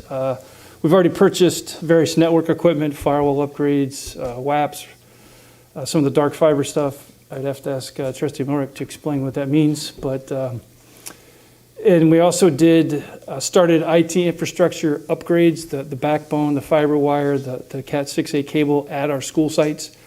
The good news is we're doing our last bit of school sites this summer, and then we have a couple of district sites, this building, Olive Avenue, to do the following summer, so we're almost done with that upgrade. Also included in the language for this under the bond program and then inferred under this project was also to address our security camera systems at sites and also the physical security upgrades. And by that I mean safety lights outside, some security perimeter fences, those kinds of things. And the good news is, of the 12.9 million, we still have about 6.75 million left. That accounts for the projects you've already approved for this summer 22. So we're probably 2/3 or more through all of those items above, and we still have about 6.75 million left, which is it's a good sign. And then still need to do, again, the IT upgrades here at this couple district sites, and then, of course, get into the security camera and the physical security portions. Just as a reminder, and I apologize, I have a coffee ring stain on my actual assessment, but we had, y'all approved Guidepost as a very good consultant when it comes to security who back in April 19, and then they went ahead and did a physical security assessment at both of our high schools in the fall of 2019 and provided this great draft report in March 2nd, 2020, because about, I don't know, I think it was a couple days later, COVID hit. And we basically put this on the shelf for the last 18 months and dealing with all the other fun things that go with COVID. But a couple months ago, working really closely with the IT staff, we wanted to get back into and resurrect the whole security piece. So we wanted to get back into that. But what I wanted to highlight in this assessment was there was a good section that they specifically addressed the video camera surveillance portion at the high schools. And they even went so far as to give or recommend 5 different levels. You can go from minimal camera coverage to more than the airport security if you wanted to, and different levels in between. So they really gave a great assessment and gave us many options to choose from.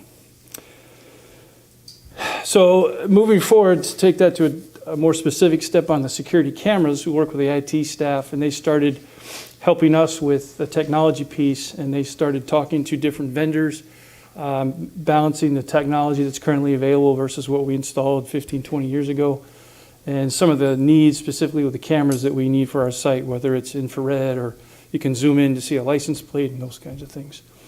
Luckily, the IT folks very excited about this. They pretty much looked at all the available things and were able to find, down select to 3 vendors to evaluate specific components of their camera system and equipment that's offered.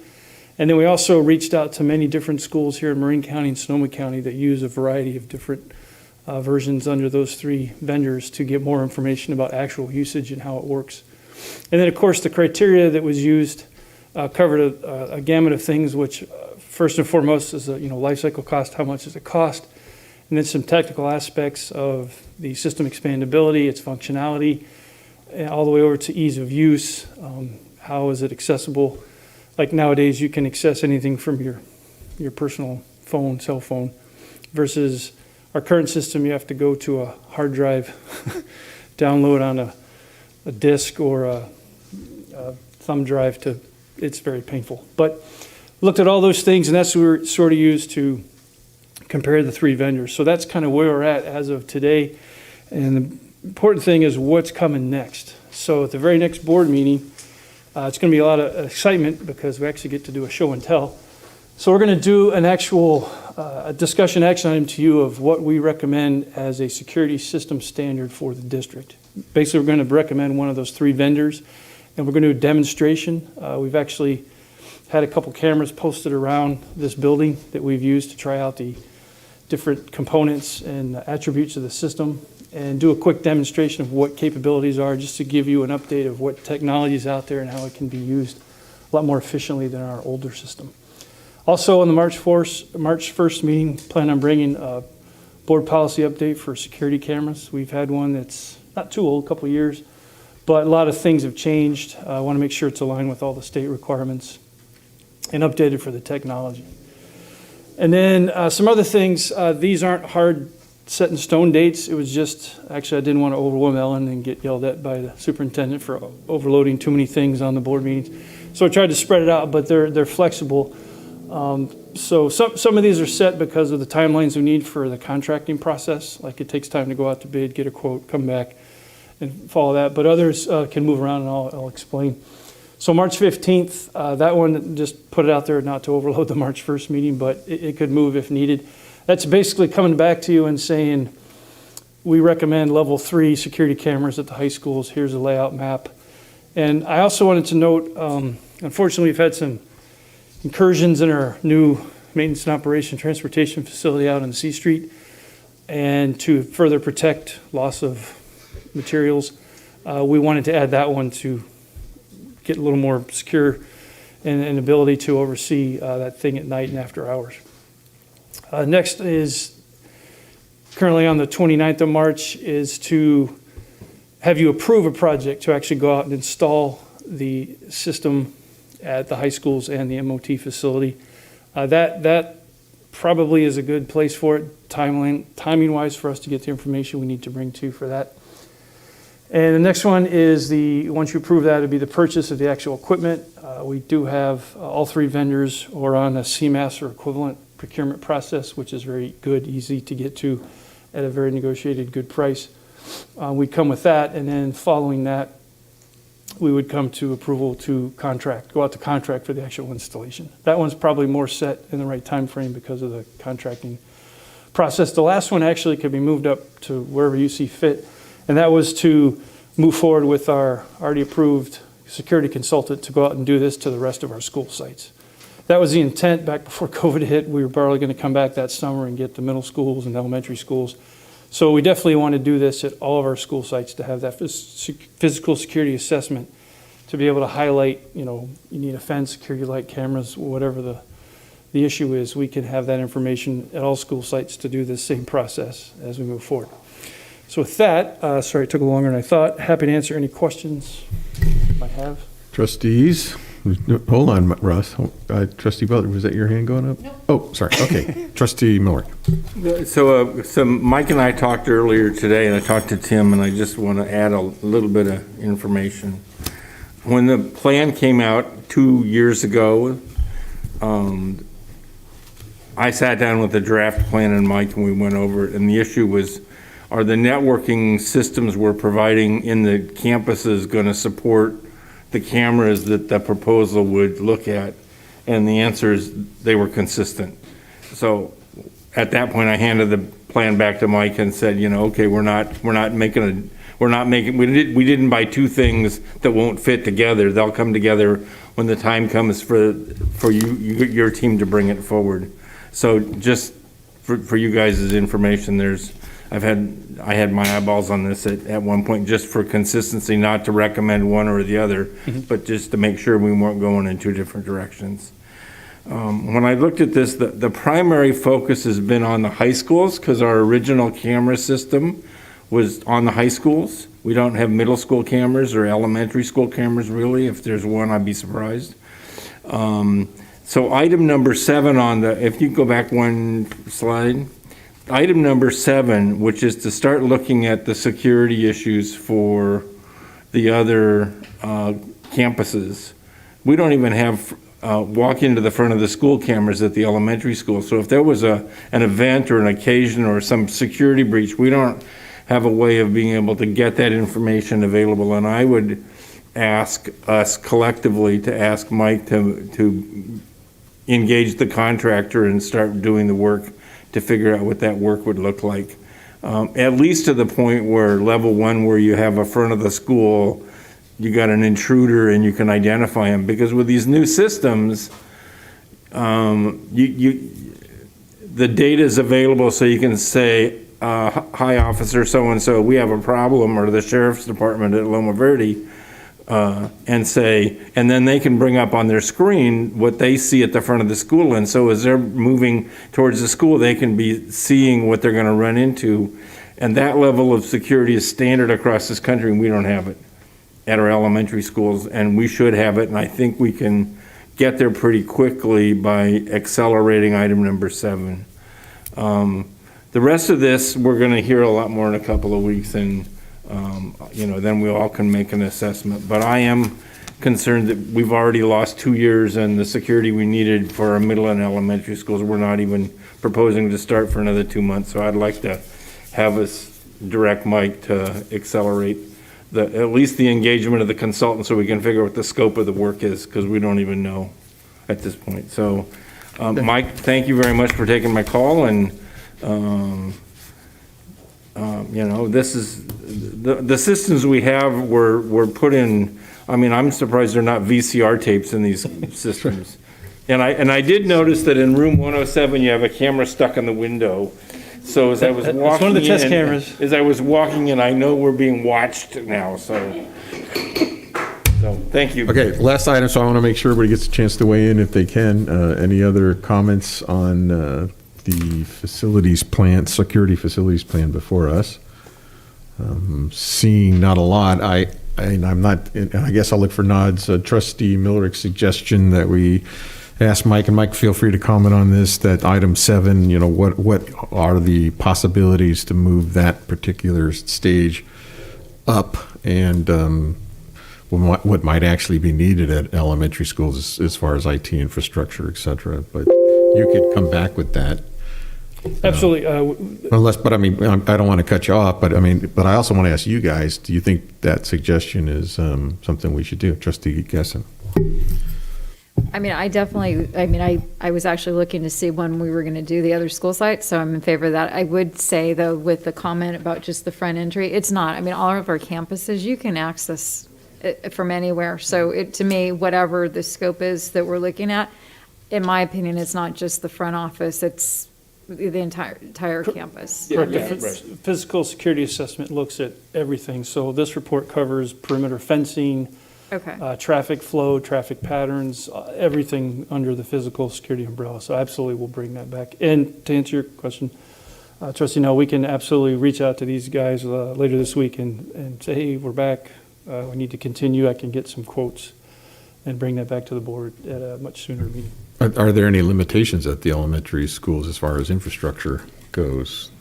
There's a few that we're finishing up this summer. Not to get too much because we'll get into details next board meeting on the demonstration, but the infrastructure helps us with the bandwidth to be able to stream the very detailed video that we now have versus the older kind of I think there's more 5 pixelated. campuses that are getting implemented. Trustee Miller, I got I have the floor. Thank you.